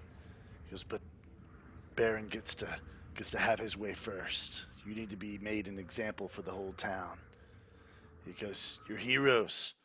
Baron's gonna be really happy with all of you." I give him a high five. Yeah. So, so what do you guys want to do? know what I want to do and then what I have to do. Okay. So tell me what What you I got. have to do, yeah, what I have to do is survive. So I'm gonna pretend I didn't see any of that, and I'm gonna head back towards town. Okay. All right. Where in town are you guys going? Nico is still dead tired. You just dragged him through an entire demon-ridden dungeon, so Nico would love to go back to a bed somewhere. Blue Water Inn then? Yeah, you should tell. I'm saying above the table. We also have to inform uh, Hyman's family. Awesome name, Weezen. And we gotta let Lady Walker know about everything. I mean, post haste. We Well, have you brunch do scheduled know. with her tomorrow morning. Yeah, you do have a brunch scheduled with her tomorrow. Okay. All right. Cool. All right. So, all right then. Yeah. Back on the table. Nico's still going to bed. Okay. I can go and deliver the news to the Baron if anyone else wants to come. Like I'm still pretty. I feel safe. I feel like we killed this cult. Okay. I don't know. If How that much what you wanna time do? has passed? Oh, you've been in here like maybe 2 hours. Okay. So we're talking midnightish. It's pretty late in the evening. Yeah, it's probably 11:30 midnight. All right, I'm gonna walk into the inn then, and if any of the Mardukov family are up, I'm gonna actually ask them for something real quick if they are. If not, then I'm gonna disturb them. Irwin's in there. He's the only one in there. I'm gonna ask him if he can give me a wake up call at dawn. I have some business to address that needs to get done like immediately at dawn, and I'm willing to pay for it extra if need be. It's like I have a No, don't worry about it, friend. He goes, I'll make sure the missus wakes you up in the morning. thank you kindly. Yeah, that's the case. That's all I was worried about. I'm gonna go zone out and fall asleep. Okay. So I've got Nico and Dr. Crawford going back to the inn. I got Disdain saying he may want to go see the Baron now. So that means Rogar, what do you want to do? I kind of want to rest, honestly. All right, we can But go for long rest. Okay, so you're going to go back to the inn as well, Disdain?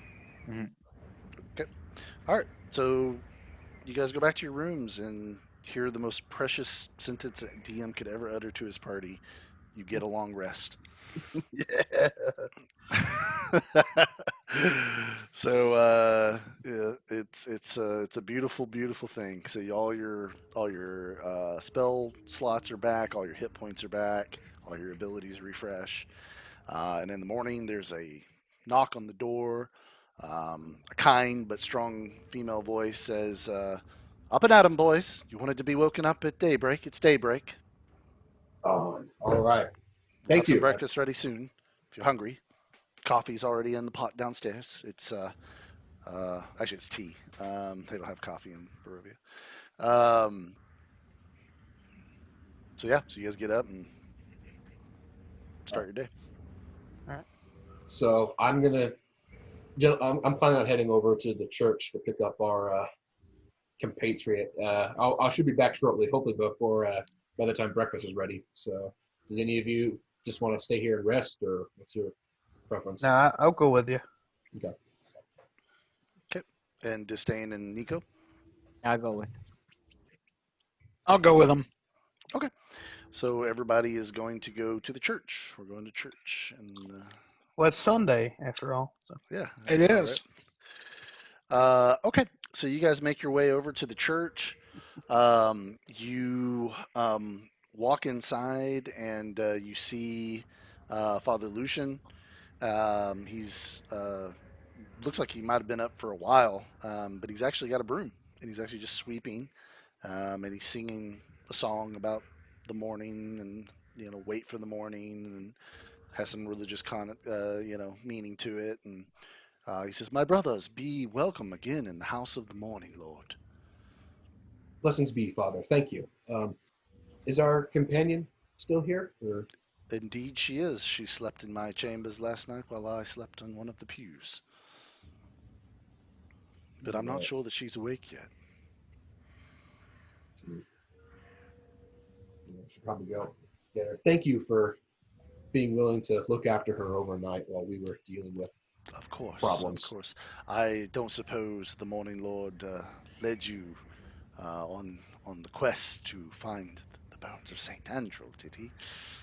Unfortunately, I just haven't heard anything yet. You haven't had any idea of where we could start looking, would you? I I wish I did. I would have already retrieved them if I knew where they were. It is a strange thing. No one knows of the significance. Everyone knows that the saint's bones lie underneath the church, but no one knew of the significance of the bones other than myself. How does it work if I check if he's lying or not? Can I do a deception check on him? You can. It's not a Okay. deception check. It would be an insight. All right. I don't have insight, so does anybody else? I'll make an insight check just to see if everything adds up.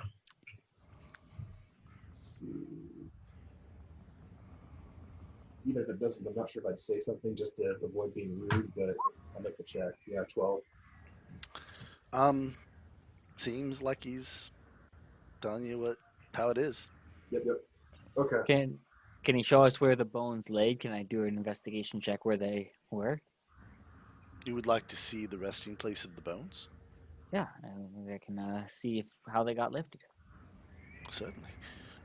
He takes you behind the foyer down a set of spiraling stone stairs. He actually has to stop and light a torch. Takes you deeper underneath, and there's a set of sepulchres underneath, and at the end is one that's a little bit more elaborate than others, but still pretty modest compared to ones you've seen. And you see that the stone has been pushed, like the stone lid has actually been pushed to the side a little bit, and inside is just an empty sepulcher. I'm gonna do an investigation check. Okay. I'll assist. So I need to Okay. get So then you get advantage. advantage and add an additional +1 to your modifier.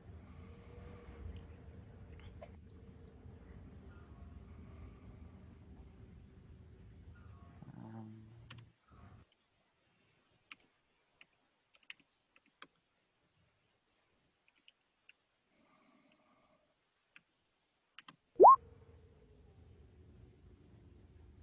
Okay. so that's 17 plus 7 is 24.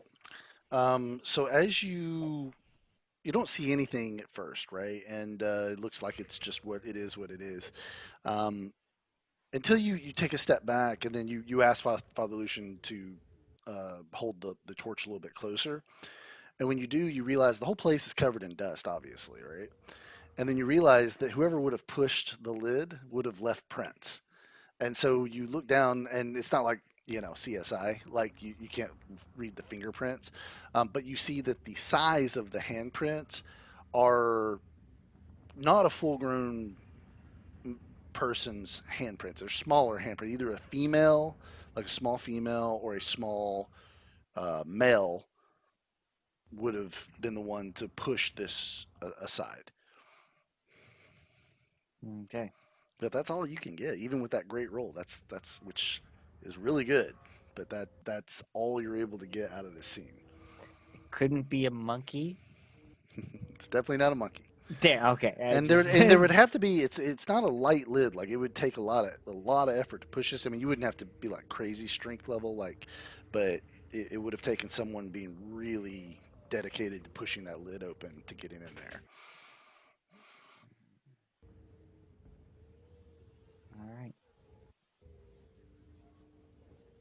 He says, do you see anything that you think could help? Mm, looks like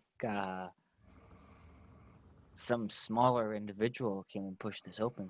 Do you know anybody that is like, well, it's a small man or female that would have access down here? That Oh my. He looks at the handprint as you pointed out. He says, Yeska, my acolyte. Perhaps he overheard me praying to the Morning Lord about the bones. I wonder if he.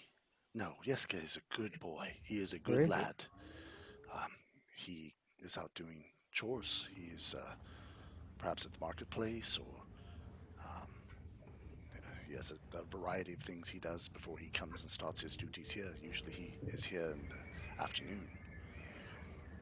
This is gonna sound like an off question, but what would a cult want to do with these bones? What could they do with these bones?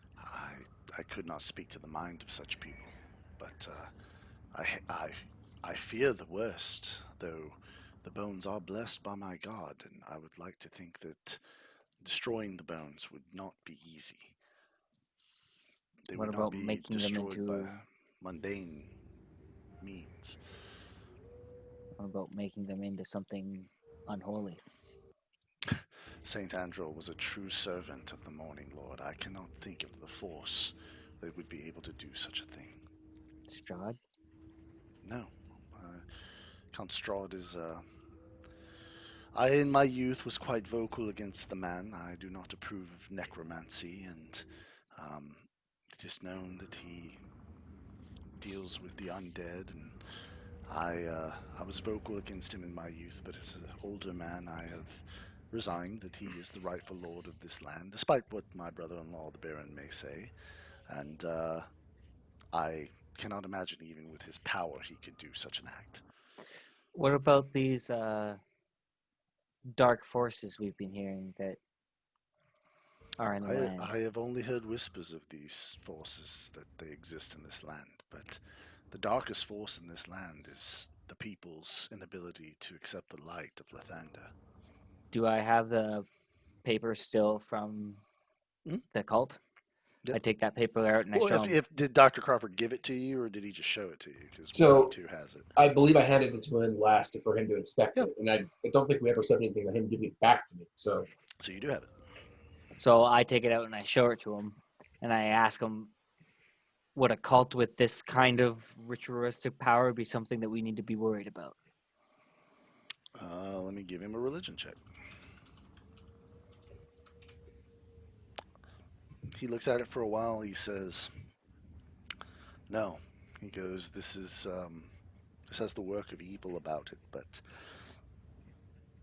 from this page alone, I cannot truly answer your question. Only to say that, um, again, to desecrate the bones of a true saint, a saint capable of consecrating an entire church for centuries, it would take immense evil, concentrated evil, to do so.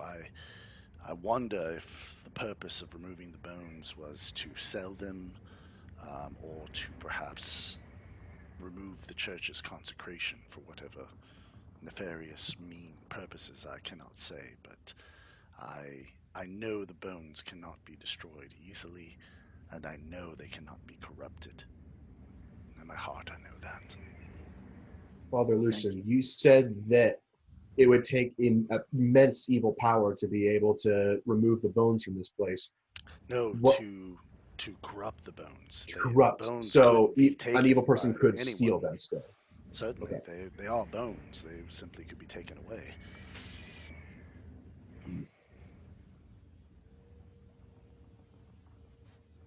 Disdain, do you want to go ask Yeska some questions? Yeska was a young altar boy. Rogar and I met him, I believe, last night when we came here to check on a compatriot. He's here doing chores or he's out doing chores? He's out doing chores right now, so we don't know where he is right now. Yeah, that's what I thought. But he said he'll be at the church this afternoon to do his duties. Okay. It may be No, best for us to at least ask him some basic questions. At least we shouldn't immediately assume that Yeska did it just because the handprints are small. It could have been a halfling or a dwarf for all we know, rather than a child. But still, it is he is someone we should at least ask some basic questions to. now did you say there was a big stone that had to be moved? Just the lid of the sepulchre had been pushed over a little bit. Can we check to see kind of how heavy that is? What kind of? It's pretty heavy. I mean, you could, with some leverage, probably just about anybody could push it, because they didn't lift the Okay. lid up. They just pushed it enough to get in there. Okay. Okay. And based on the prints, it looks like it was pushed for sure. Okay. Yep. What else you guys want to do? if Yeska isn't here, then unless you guys have any other ideas of something you want to do, then we should probably go pick up our compatriot. I feel like we Yeah. pestered Yeah, Father yeah. Lucian enough for one night. Nico's not feeling what's here, so let's get out. Just quickly above table because I forgot to ask Rocky earlier. I have this Mm-hmm. amulet of wisdom. Is this something I should ask him about, or the Good idea, large yeah. Marge? Where did you pick that up at? I forget, but it's in my inventory. Yeah. Amulet of whispers. Of whispers. Yeah, you Amulet of got it. Whispers. You got it in one of those treasure boxes.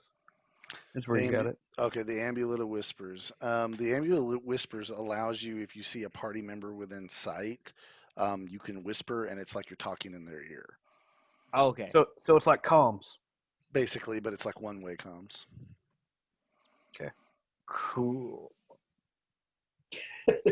I'm just gonna fuck with Nico forever. I am the dark powers you've been trying to beckon. All right, let's go get Irina. All right. As you guys walk down the hallway to where Father Lucius pointed is his chambers, you hear like a female scream and the sounds of battle. Gosh, great. Okay. Yeah, I'm running towards it. Yeah, charge in. All right, cool. You guys come busting through the door, and Irina's in the center of the room with her sword out, and she's doing a routine and going, yeah, And she looks up and goes, oh, hey, guys. Go par with her. Go. Just No, I only smash, man. I don't want to kill her. She goes, how is everyone?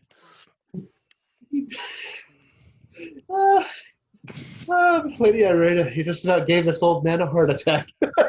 Oh, I'm sorry, Dr. Crawford. I was just practicing, like Rogar had showed me, the routine. you're She goes, doing very well, hun. I even started to feel like my blade could have the power of Lathander in it if I had enough faith, but it hasn't stuck yet. But I feel like I'm getting the hang of this thing. And I trust you had no issues protecting this place and Father Lucian overnight? Was everything okay? Everything seemed to go very well, actually, and she kind of says that like you kind of get the vibe that like she knows what you did by convincing her to stay, like you were just trying to keep her safe, you know. But she's like, but I couldn't sleep very well. I'm really curious what we're gonna do now that we're here. I have the strangest nightmares when I do sleep. Though last night when I finally did fall asleep, I didn't have any here, and I'm sure I can thank Lathander for that. I think you may be right, yes. Lady Irina, maybe it's just the paranoid fear of an old man, but if we leave here today, would you be willing to go back into that disguise again? Just so that we don't have to worry about anyone with dishonorable intent trying to Yes, start Doctor. trouble. I trust your discretion. If you think I should do that, I will. And she, pulls out the clothes and starts putting them on. They're kind of bulky and fit over her armor and all that. So Yeah, that's a relief. Okay. she says, "But what's the plan today? What are we doing? I've never been in a city so big. It's kind of exciting." Yeah, see, that's I don't feel like we should be cooping you up just at the inn all day while we try to deal with the politics that are making this city. Return to Father Lucian. If you'll forgive me for saying so, frustrating for newcomers. He laughs. He goes, "You forget my sister is the Baroness. I am quite familiar with the politics of the Lucky. Yes. Or at least I used to be. Like I said, in my elder years, I've turned all my focus to focusing on the Morning Lord." So, our group has a meeting later this morning with someone, but aside from that, I'd be willing to. Gentlemen, would you be willing to let Lady Irina explore today and see some more of the city? I mean, as long as we keep her safe and we shouldn't have to worry about anything too crazy, should we? I think you and Rogar could take her out in the city, and maybe Nico and I could go pay a visit to the Baron and get that scratched. I'm saying above table because if I bring Nico to say it with the Baron, it's a good gesture of he's actually did it with us He's not an idiot. Blah blah blah. Okay. Sounds good. We could give Irina a tour of the city of what we've seen so far, above table. Probably staying away from Vasily and Isaac while we're doing it. Yes. But there's no reason why we should keep her away from anything else. I mean, I feel like it's unfair to keep her cooped up at the end the entire time, just like sitting in a room all day. I was hoping that she would have been exhausted from staying up all night, like protecting the place, but it sounds like she actually got some sleep, so we can't just dump her there for a nap. And if you guys finish up stuff with the Baron, we might be able to switch to where you guys take care of Irina while I and Rogar go talk to Lady Bokter then too. Yeah. All right, let's do that. Okay, so we're splitting the party. I love it. All right, Yeah. so what do you guys want to do first? Let them go to the Baron first, but before they go, I'm gonna have them Hyman's shield or halberd or whatever to take. All right.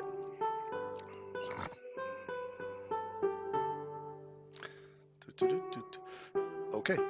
The amount of glee that I see on Rocky's face right now is scaring the crap out of me. So, that's all all right, I'm so- gonna say. all right. So Disdain, you and Nico go to the Baron's estate. You are greeted by the guards at the gate, who give both of you kind of the stink eye a little bit, and then they see Hyman's halberd, and they motion you through. They're expecting you. And you're actually brought into the house and taken to a different room than you've been in before. It's a bit of a parlor. And in this parlor, it's not too long that you have to wait before both the Baron, and Isaac come walking in. Perfect. And so they walk in, and the Baron says, "Hello, my friends. I've heard the splendid news, and I've even seen that my guards brought a couple of the cultists that were trying to escape. They brought them into the jails last night. It is a wonderful day. As I love to say, I know all will be well now that this cult is dealt with." And Isaac just sort of grunts. He says, "Oh, don't be like that, Isaac. I know you could have handled the cultist, but I needed you here to protect my family. You know that." I- And Isaac says, "Baron, you have guards all around the house. You don't need me here all the time. I could have." And the Baron just sort of he goes, "Such an impetuous boy. Relax. All will be well." And Isaac just kind of grunts and simmers to the background. I turn to Isaac, and because I have the Hyman's pike at this point, right? And I turn to him. I'm like, Isaac, in no disrespect, Hyman, the guard that got sent, he got turned into a shadow demon that we had to face, and it was better that you were here to protect the Baron in future notice, because this guy tore through all these cultists, and we watched the cultists take them down themselves. Oh, so and he takes the halberd from you. Do you resist that? No. He takes it. He goes. He goes. Hyman was a weakling, always scared. I find it hard to believe that he would charge into battle with you. Then you've never heard a song done by the gracious Nico Tirada. Is that right, Vistani? You sing pretty. Oh, I must. Well, I wouldn't say pretty, but I sing with inflection. He says, "So you sung a song for Hyman, and that made him brave."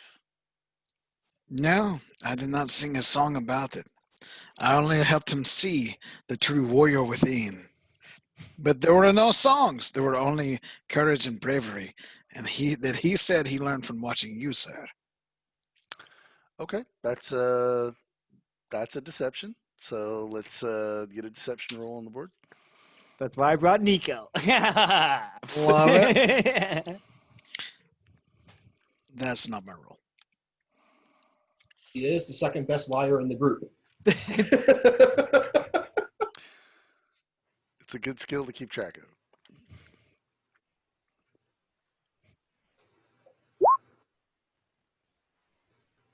Ooh. How do you like them apples?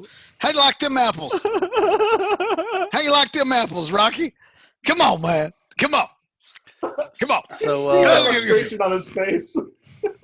He So, hates me right now. so Man. Isaac says, he said that, huh? And you actually watch as a tear goes down his cheek. And he goes, we grew up on the streets together. He's the one that, well, it's a long story, but it doesn't matter. He goes, I hope he died well. No, and Nico's going to continue on his nat 20 roll here. Please, Rocky, give me a little bit of license, please. Nico's going to say, not only did he die well, he died with the most force and fury, raining that blows hard as the hailstones from the heavens. And he, on his dying breath, he pointed to our party that he knew what he did for us, sir. And he said, I learned this move from Isaac. And then he spun around and he started into the fray, left and right. And we could not stop him, but he did his damage. He did the damage well. He rolled many nat 20s, but he was a shadow demon. Hmm. And that is where we lost him. Well, that's good to know, I guess. I did show him most of what he knows. I think your people are filthy thieves, and I hate all of you. But maybe you're slightly better than the rest of your horrible, horrible people. Pardon me, sir, but I do not mean any disrespect. I did not. I did not mean to pause there for poetic, but I was not finished, Isaac. With his dying breath, when I cradled him in my arms, he said, Isaac would think that you're a super Chad. Isaac would I love think you. I'm gonna cut the milk session off right there, buddy. I ain't giving you that. Dude, I can certainly try, though. I can certainly. You Dude, a did, nat 20, dude, it was you did. clutch. I That mean, was dude, all good. right, so. I never have ever considered Isaac the guy to cry, but you just made Isaac cry. Thank you. And Thank you. so the Baron says, Isaac, that's enough. I think that our friends are challenging a lot of our beliefs in this city. I know that they're making me rethink things. And I think I have the perfect way to celebrate their contribution to our city's safety. You do not understand, my friends. What you have done is a very big deal, and it's something that must be celebrated. The people must know what you have done. So, I have decided that it is non negotiable that you will join me in the city square tomorrow night as the sun goes down. You will be the guest of honor for the festival of the blazing sun, when we declare the city free from the control of Strahd von Zarovich, an independent city-state where all are free from the oppression of this dark land. And he's kind of saying that like he expects you guys to like go, yeah, like be like celebrate that. Baron, you're saying there's a party? A wonderful festival. Oh, with booze? There will be libations and delicious food. We have a lot of wolf meat left over from the last festival, and with the whole city will be there, and you will be on stage with me, and we will execute the cultist, and we will present the toppled head of the statue that you found, and we will light up the effigy of the sun, and there will be great celebration as we declare our independence from Count Strahd. Nico's going to jump forward and immediately cast to his knees. He's going to say, Lord Baron, if I may interrupt here. Speak your mind, Nico. You have proven yourself a friend of Valaki. Forgive my poor, dirty, insolent mouth, but you do this festival every single year, yes? You have the Yes. Festival of the Blazing Sun, and you roll statues' heads that are made in the image of Strahd. No, there's and never you, been such a festival of the blazing sun as this one. This year will be the year of our emancipation. And so you say that you do not openly proclaim your opposition to Strahd every single year as a festival, do you not? Because his agents had infiltrated my city, but you killed them.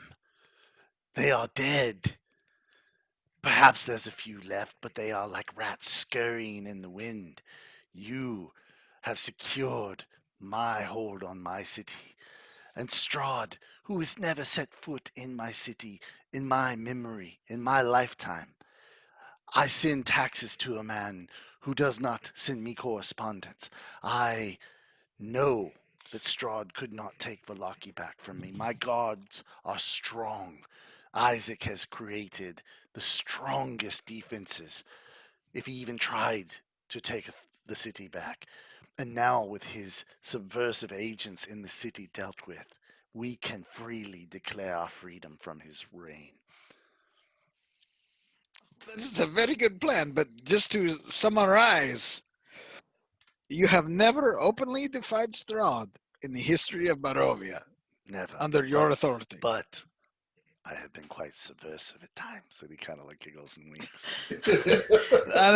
And Nico just kind of crouches back and he's just like, holy shit.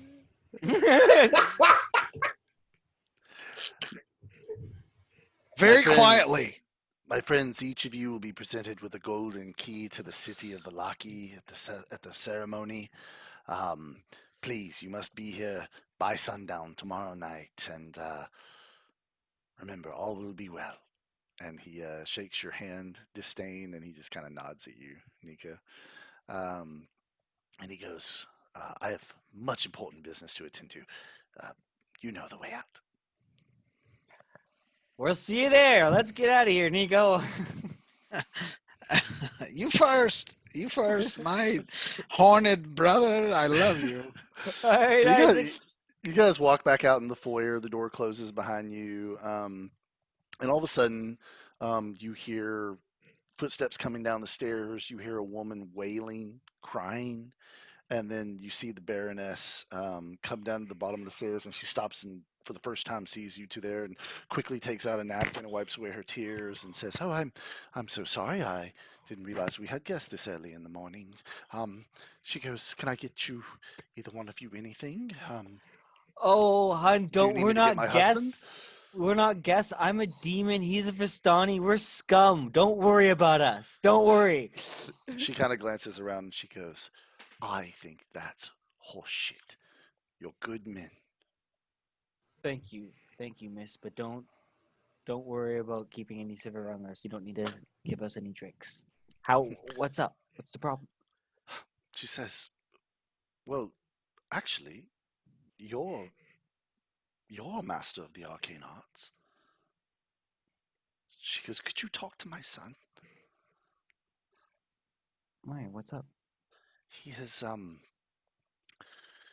a couple of years ago, my dear Victor found in the attic one of his great grandfather's spell books. He was a magician of no small skill, and he's tinkered with it for years now, and he could do the occasional cantrip, but here recently he's been doing odd things with his magical skill, and he seals himself in his door and he won't open it to me, and I'm just so worried about him. He doesn't eat, he doesn't come out, he doesn't tell me what he's doing, and I'm just terribly afraid."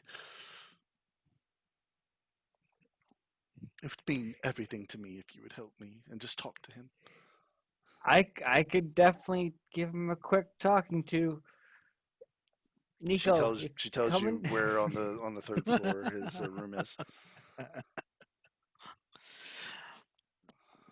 We are Alright. we are we are more than happy to see to this matter, Baroness. What is his name? Victor. Victor. Thank you so much. It's He's such a a sweet handsome boy. name. He's a Oh, it very sounds like it. smart and sweet boy. He's just a little, I think the magic has just gotten him a little confused. He's only 17. And he has magical skill. Let's say he is quite a phenomenal individual indeed. You might, she actually gets like some motherly pride on her face. She goes, "I think he might be a prodigy." Do you have any pictures of him that I could see? No, this is a fantasy setting. We don't have this. You can't scroll for 15 minutes on your iPhone. No, I can't. Oh. Okay. Then disdain, master sorcerer. I allow you the leeway. I will be right behind you. So I ended up making my way up to the door that she said. Make it my And, way downtown. So as you guys walk up to the third floor, on the second floor, you walk by a room. The doors are wide open, and inside the room you see dozens and dozens of dolls. And the dolls catch your attention because they very much Mhm. look like Irina. Well, this is Isaac's room. Do you want to check it out, Nico? I guess I'll do an investigation roll in the room to Okay. see if there's anything out of place besides a bunch of weird dolls. That would help, but either way, I will not give a shit and keep moving because dolls freak me out. So you go into the room. Give me the investigation roll. Yeah, 6. There it is. 24. All right. So you investigate the doll. It's clearly filled with the room's filled with Irina's dolls, and Isaac has a very unhealthy obsession with her. Awesome. Which is strange because she was born and raised in Barovia. Actually, you were told that she was adopted, so you don't know where she came from originally. The priest in Barovia told you guys that, and but so you don't know about her younger years, but you know that she was literally raised in Barovia and has never been to Valaki to her memory. So why this guy in Valaki would be obsessed with her and have an image of her in his head that he's describing to this toy maker, it's a big mystery. So it 100% isn't Strahd's invading his dreams and projecting it that way. That's not what's happening. I don't think so. Yeah, it's tough. It's hard to know, right? So you guys come up to this door, the third floor, and every once in a while you see a glow of magical energy sort of light up underneath the door, but the door does appear to be locked. I'm gonna do an Arcana check. Okay. That's 6 as well, right? Yeah. On the door? Yeah. Okay. And you have knock, right? I do have knock. Yep. It's coming So- open if we want it to open. That's 17. So the door has been sealed with a lock spell. So you could cast knock to open it, or you could literally knock on the door and see who's behind the door. Well, before we get that whole knock thing, I'm gonna go to Nico and say, if we need to, you can knock this open, but I'm gonna introduce myself first. You I should. give her- It's the polite thing to do. I would do the same thing. I give But it a just little- remember to tell them that you are at their service. It works for me. I'll try it for the first time, Nico. You should This do will- it. I this will- look forward to seeing it. This will be my introduction. I give a little knock on the door, and I'm like, "Hey, Victor! I was sent to you by your mom. This is Disdain. I am at your service." Nico, it doesn't feel right. No, you did a perfect job. You're killing it. Okay, I'm going to be behind this plant. Okay, I'm still watching. Give me a persuasion roll, bro. On me on disdain? Really? No disdain, yeah. On disdain. Okay, go. Can I help him with that because I Yes. am really, really good at it. So that gives I'm not at disadvantage now. Correct. So you roll standard, and you get to add an additional 1 to your modifier because Nico's helping you. That's 5 then. 14. You hear this voice goes, "Leave me alone." I don't want your life. I'm busy. I got Fortnite and Hot Pockets. You hear this, very squishy. That was funny. You do? Shit, I get Rocky to open the door. What's going on? All right. Okay, so So yeah, so clearly you didn't persuade him to open it. No. Nico, you're I better was at just saying, this. you get behind this plan. It's the only formidable defense in this entire hallway. Get behind this thing. I think it is aloe vera, which is good for burns. Listen, I'm going to try. I do this time, and if it doesn't open, you and I are going in on my signal. Yes, I will knock it open, and we will kick many, many asses. I don't know about the translation. I just know we can do it. All right, so Nico's gonna squancher up to the door, kind of huddling, trying to be all silent like, Hmm. and he's gonna knock on the door. Tick, tick, tick, tick, tick. I'm saying, I said, Victor, leave me alone. Victor, it's me, it's Nico Tirada, your old friend. I am at your service. Remember? I don't know you, man. Yes, you do. I am your friend, Nico Tirada. I play the guitar, I play the lute, and you and I developed this really killer riff together. Oh, Let me great. in. My mom sent some random hobo bard to my door. No, I'm not a bard. I am a death metal craftsman. I've got some killer riffs for you, man. They're very juicy. Play one, man. Dude, okay, so let's go. Do we do a performance here? Yeah. All Oh, right, yeah, we let's do. get it then. Let's get it then. Let's get it then. I'm not scared. Rocky pushing me around. That's not my role. That's not my role. That's not my role at all, dude. That's my role. Come on, let's get it. And I've got inspiration here, so let's do it again.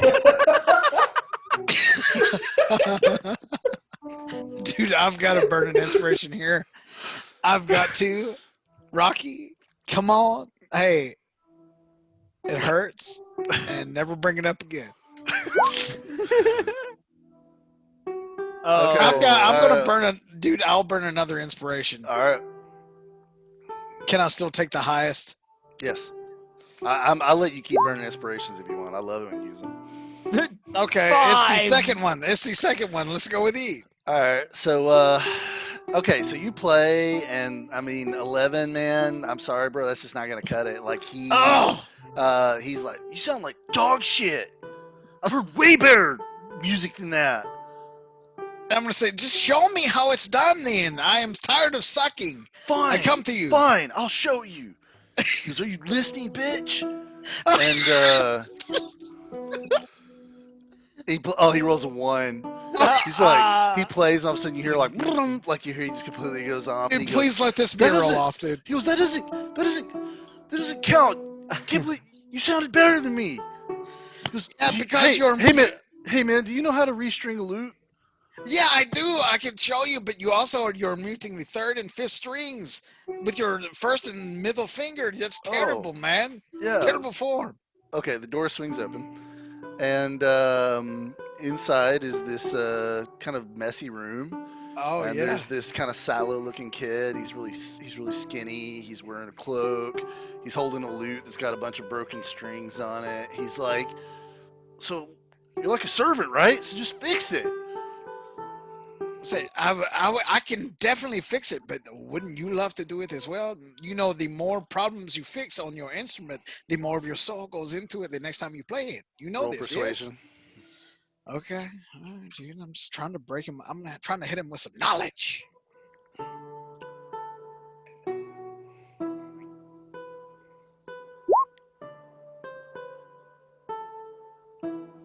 Oh, what? That's Why terrible. would I? He goes, Nat 1. He's like, "You're so fucking stupid, man." He goes, "My mom and dad will always make sure I have a servant to fix my instruments. Why would I waste my time learning that? I'm trying to learn magic." So at that point I catch Mage Hand to grab his loot from him Hmm. to bring it over to Nico so he can repair it at that point. Okay. Yeah. And then that's when I That's turn to him badass, dude. and I turn to him and say, "Why would you ever need a servant when you could just use the power of Arcana?" Wow, you're like a wizard, and I think you're called a tiefling. A Right?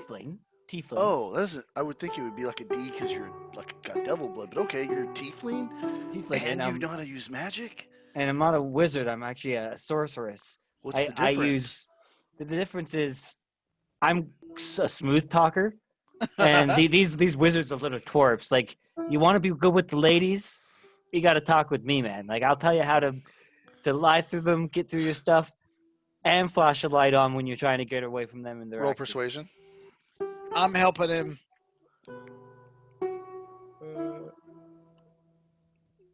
It's not disadvantage anymore, right? Yeah. Mhm.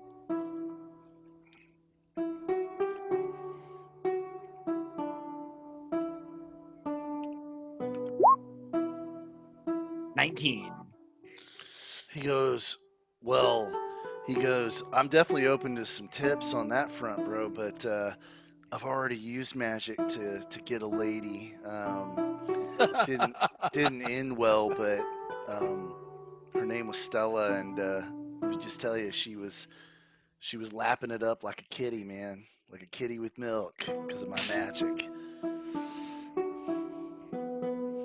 And he walks over to his desk and he knocks a bunch of shit off, a bunch of pizza boxes and shit, and comes up with comes up with a bunch of fucking MC Monster Energy cans, and comes up with a spell book.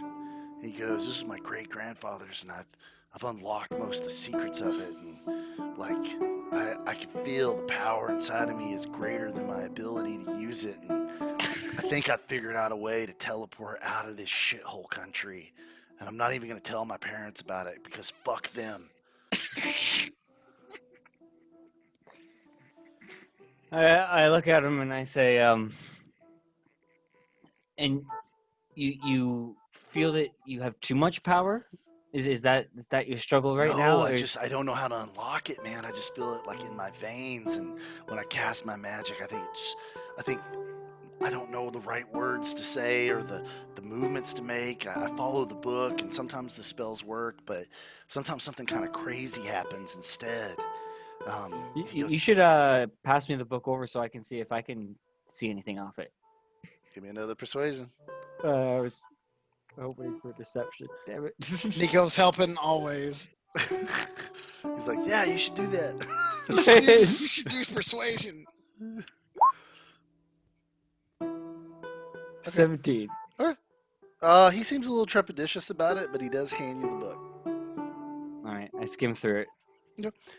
It's a spell book with some notes and some journal entries and some diagrams of the semantics of the spells. And you assess this would have been like a moderate level wizard. This isn't like some archmage kind of shit. This is very base level type spells.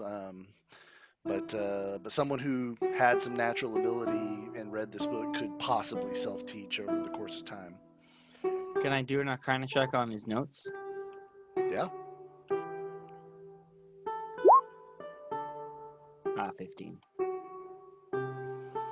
Okay. The notes are interesting. You feel like if you had more time with the book, you could learn more. That there are some interesting secrets, magical secrets in here. But just kind of reading through it in a hurry right now, that it's very surface level. And I kind of look at it and I kind of shrug it off as if there's not much there. But I hand it back to him. Says it's a good learning piece. Good learning piece. So show me what you've done. What you've learned. He goes, "Well, I can show you." Like now, he actually looks happy. He's like, he goes, "While your slave's fixing my loot, I'll show you." And he like casts a spell, and this like glowing orb of acid appears in his hand, and you realize it's the spell Acid Splash. But then he kind of looks like, "Oh shit, what do I do with it?" And then like he just throws it on a pile of his clothes, and they just sort of bubbles, and he's like, "Ah, fuck, I'm gonna hear from my mom on that." Um, he goes, "I can cast some spells, but then I can't cast them later, and I don't know why. And it's like I have to like sleep before I can cast them again. Nah, Some spells I can cast over and over." that's a typical thing when it comes to magic. Like you're Really? gonna get so much of these spells throughout the time, and there's certain ones that you can do all the time. And then that's when I go and I take Mage Hand and I grab all the clothes that he just kind of threw on the ground there, and I kind of chuck him into a pile of all his Monster Energy drinks and stuff like that. Okay. And at that point, when I pile it together, I kind of make a snowman for a few seconds, and then I let it all fall down. Oh wow, man, that's cool, man. Inspiration. That's badass. And Good job, man. he goes, "Oh man, what's your name?"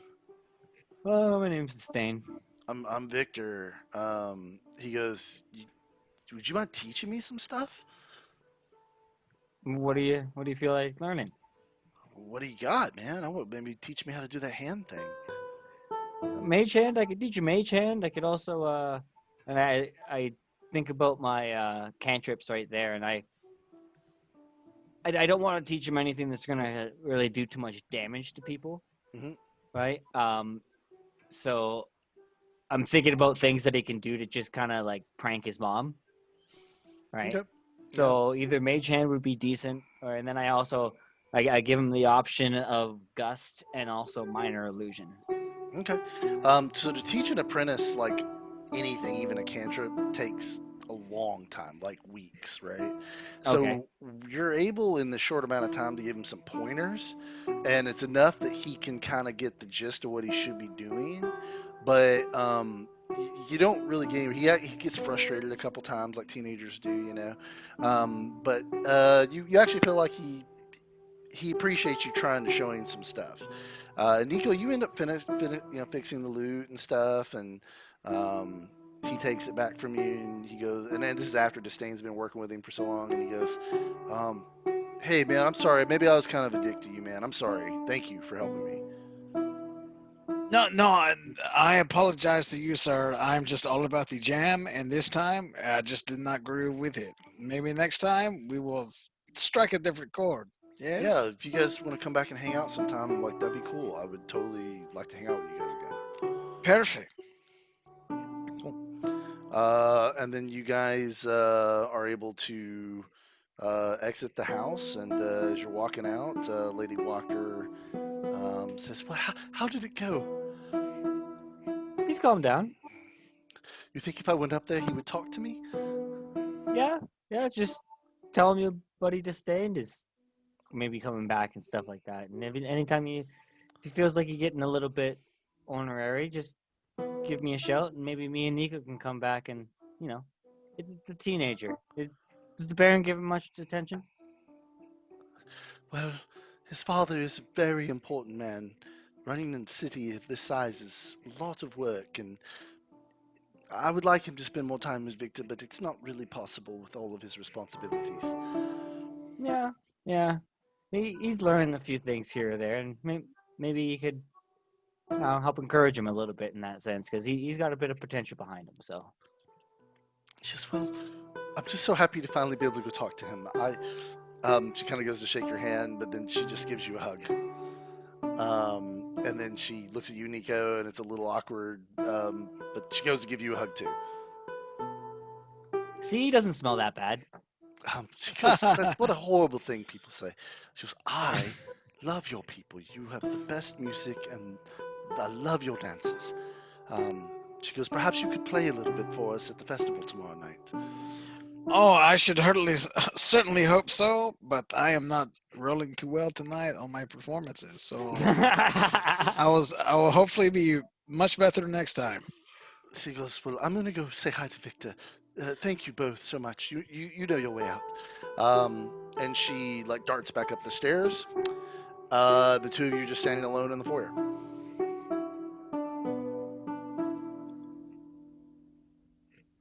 Well, I'm gonna look at this thing. And I'm saying we're honestly going to waste this fine music and that is going on throughout the hallway. Can I have this dance? I put my horns down. Anything for you, Nico.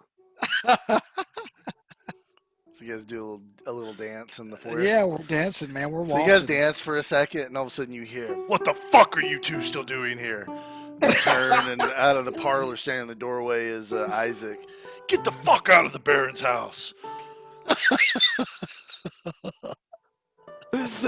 I grab Nico's hand. We go to run away. As I'm turning back, I look at Isaac and I say, "One day you'll understand joy like we do." Oh man, Good job. Nico taking inspiration as well, my friend. Thank you. Uh, Thank you. all right. Dal, I know it's getting late for you in Canada. What the fuck? I'm going to do the part with Rogar and Dr. Crawford and Irina now.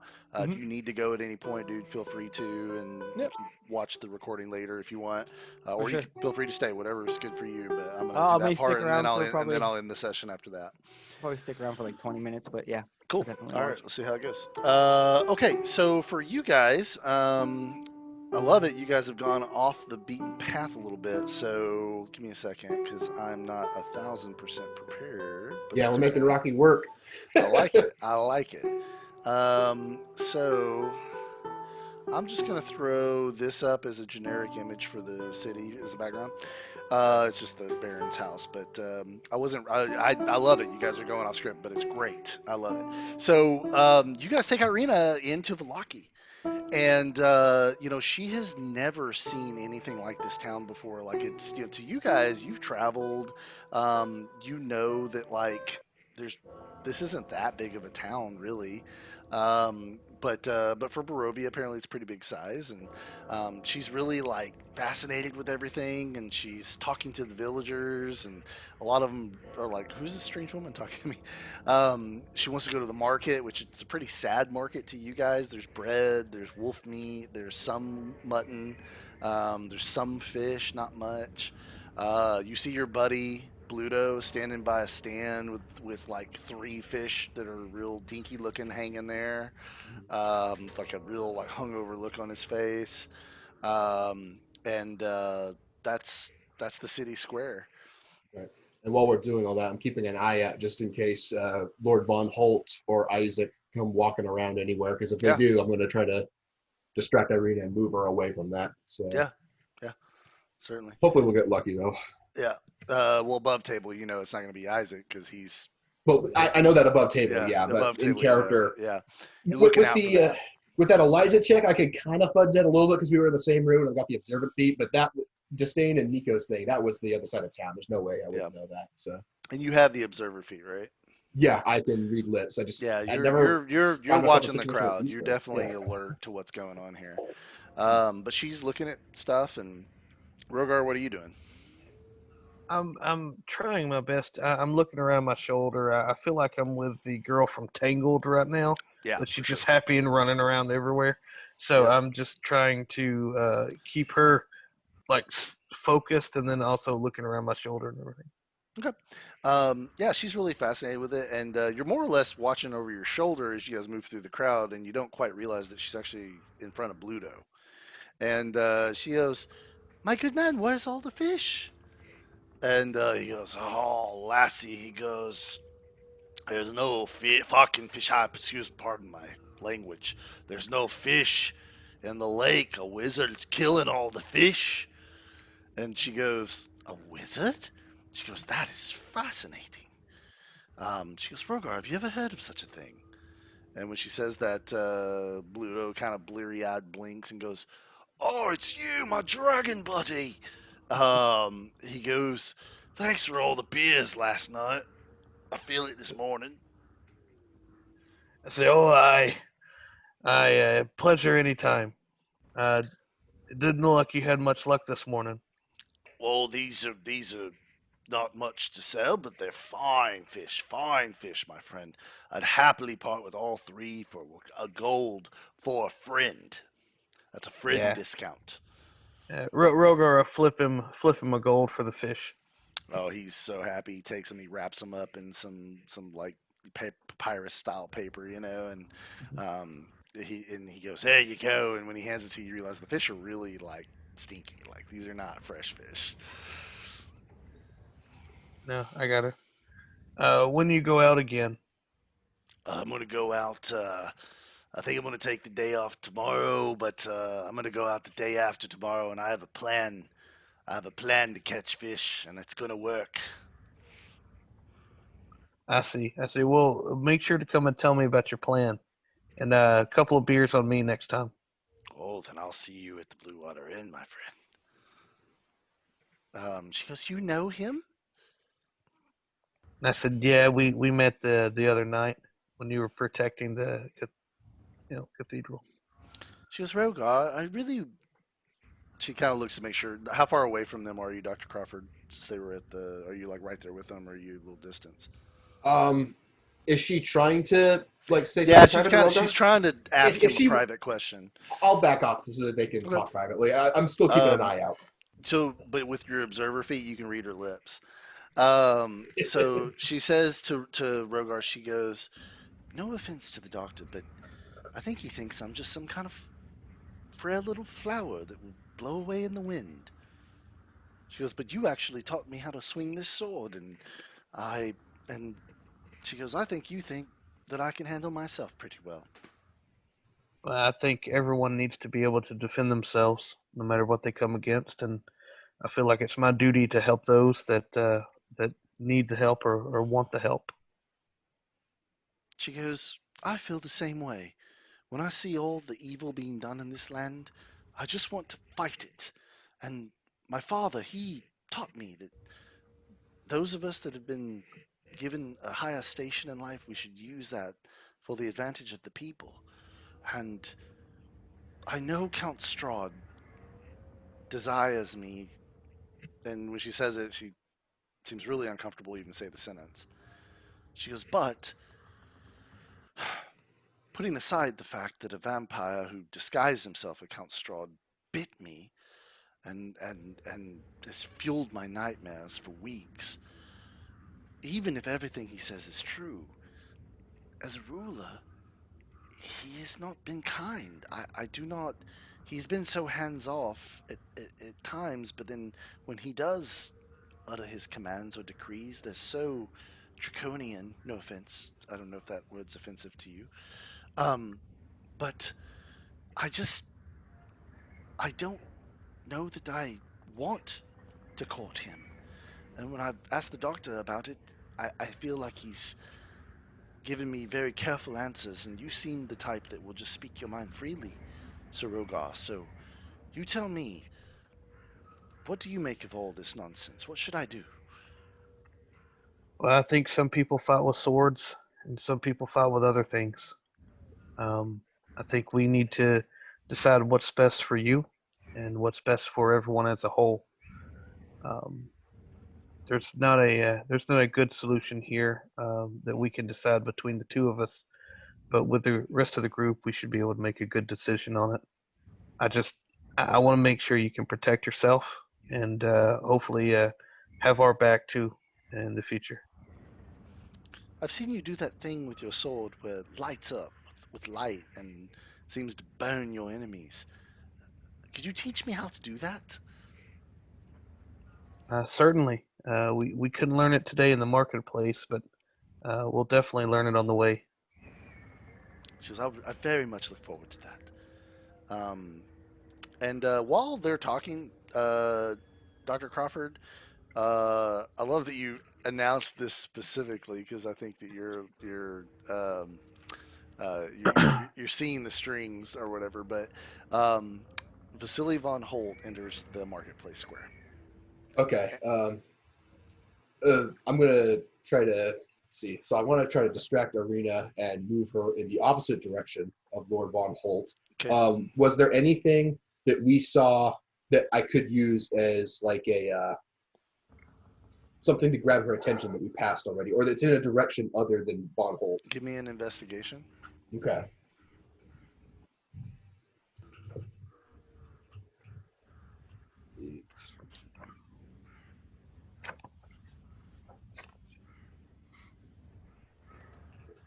For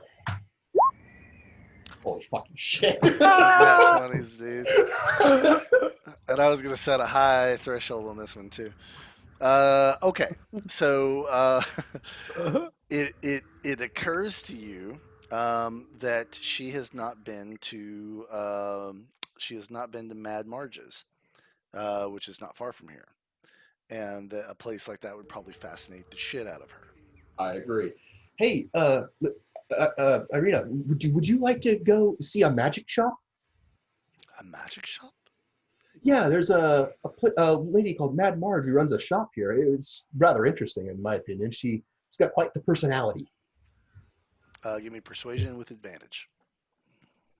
And as she's doing that, Rogar will nudge her and say, "Yeah, and put a good word in for me." Get a +1 to your roll because Rogar's effectively helping you. 3 plus 1, 2, 4. This is 19 still. Okay.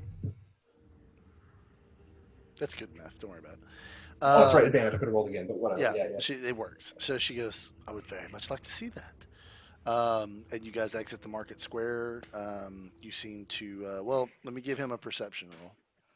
It's going to be very high, though. She's in disguise. She is. So I'm going to have to, he's got to beat a 19. Okay.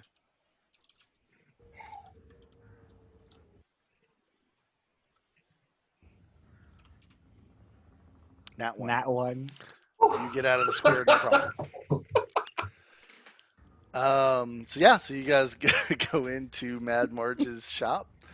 And I don't have the slide ready, but she's in there, and she's like, even though it's early in the morning, she's smoking her cigar. She goes, "Oh, repeat customers, welcome back." She goes, "And you brought a pretty little thing with you." He goes, "Hey," she goes, "Hey, Missy." She goes, "I hope you brought coin." She goes, "You're not just rattling my door, are you, big boy?" And she winks at you, Rogar. And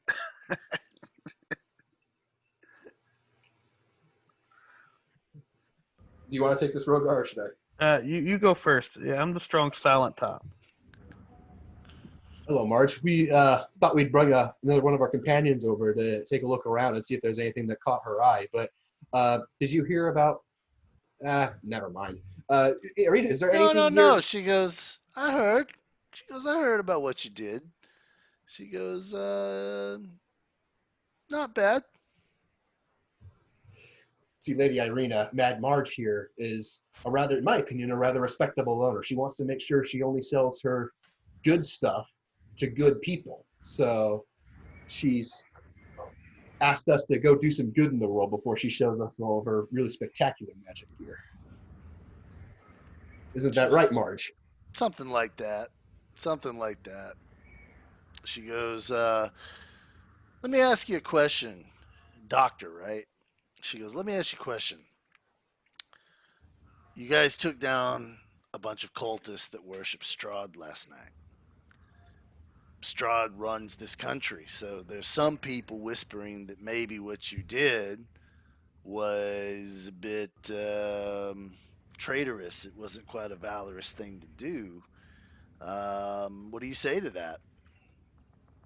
Well, I'm sure if Strahd agrees, he will be sure to make that disagreement known. Does that scare you?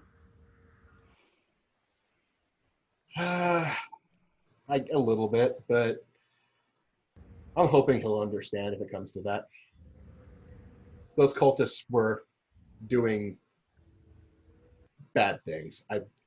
Rumors on the street are they summoned some kind of demon. Yeah. She goes, "Well, I'll tell you what." She goes, "Anybody that would slay a demon is probably not a prick." And she steps back and she motions to the items behind her and she goes, "I'm open for business, boys." And that's where we'll end today's session.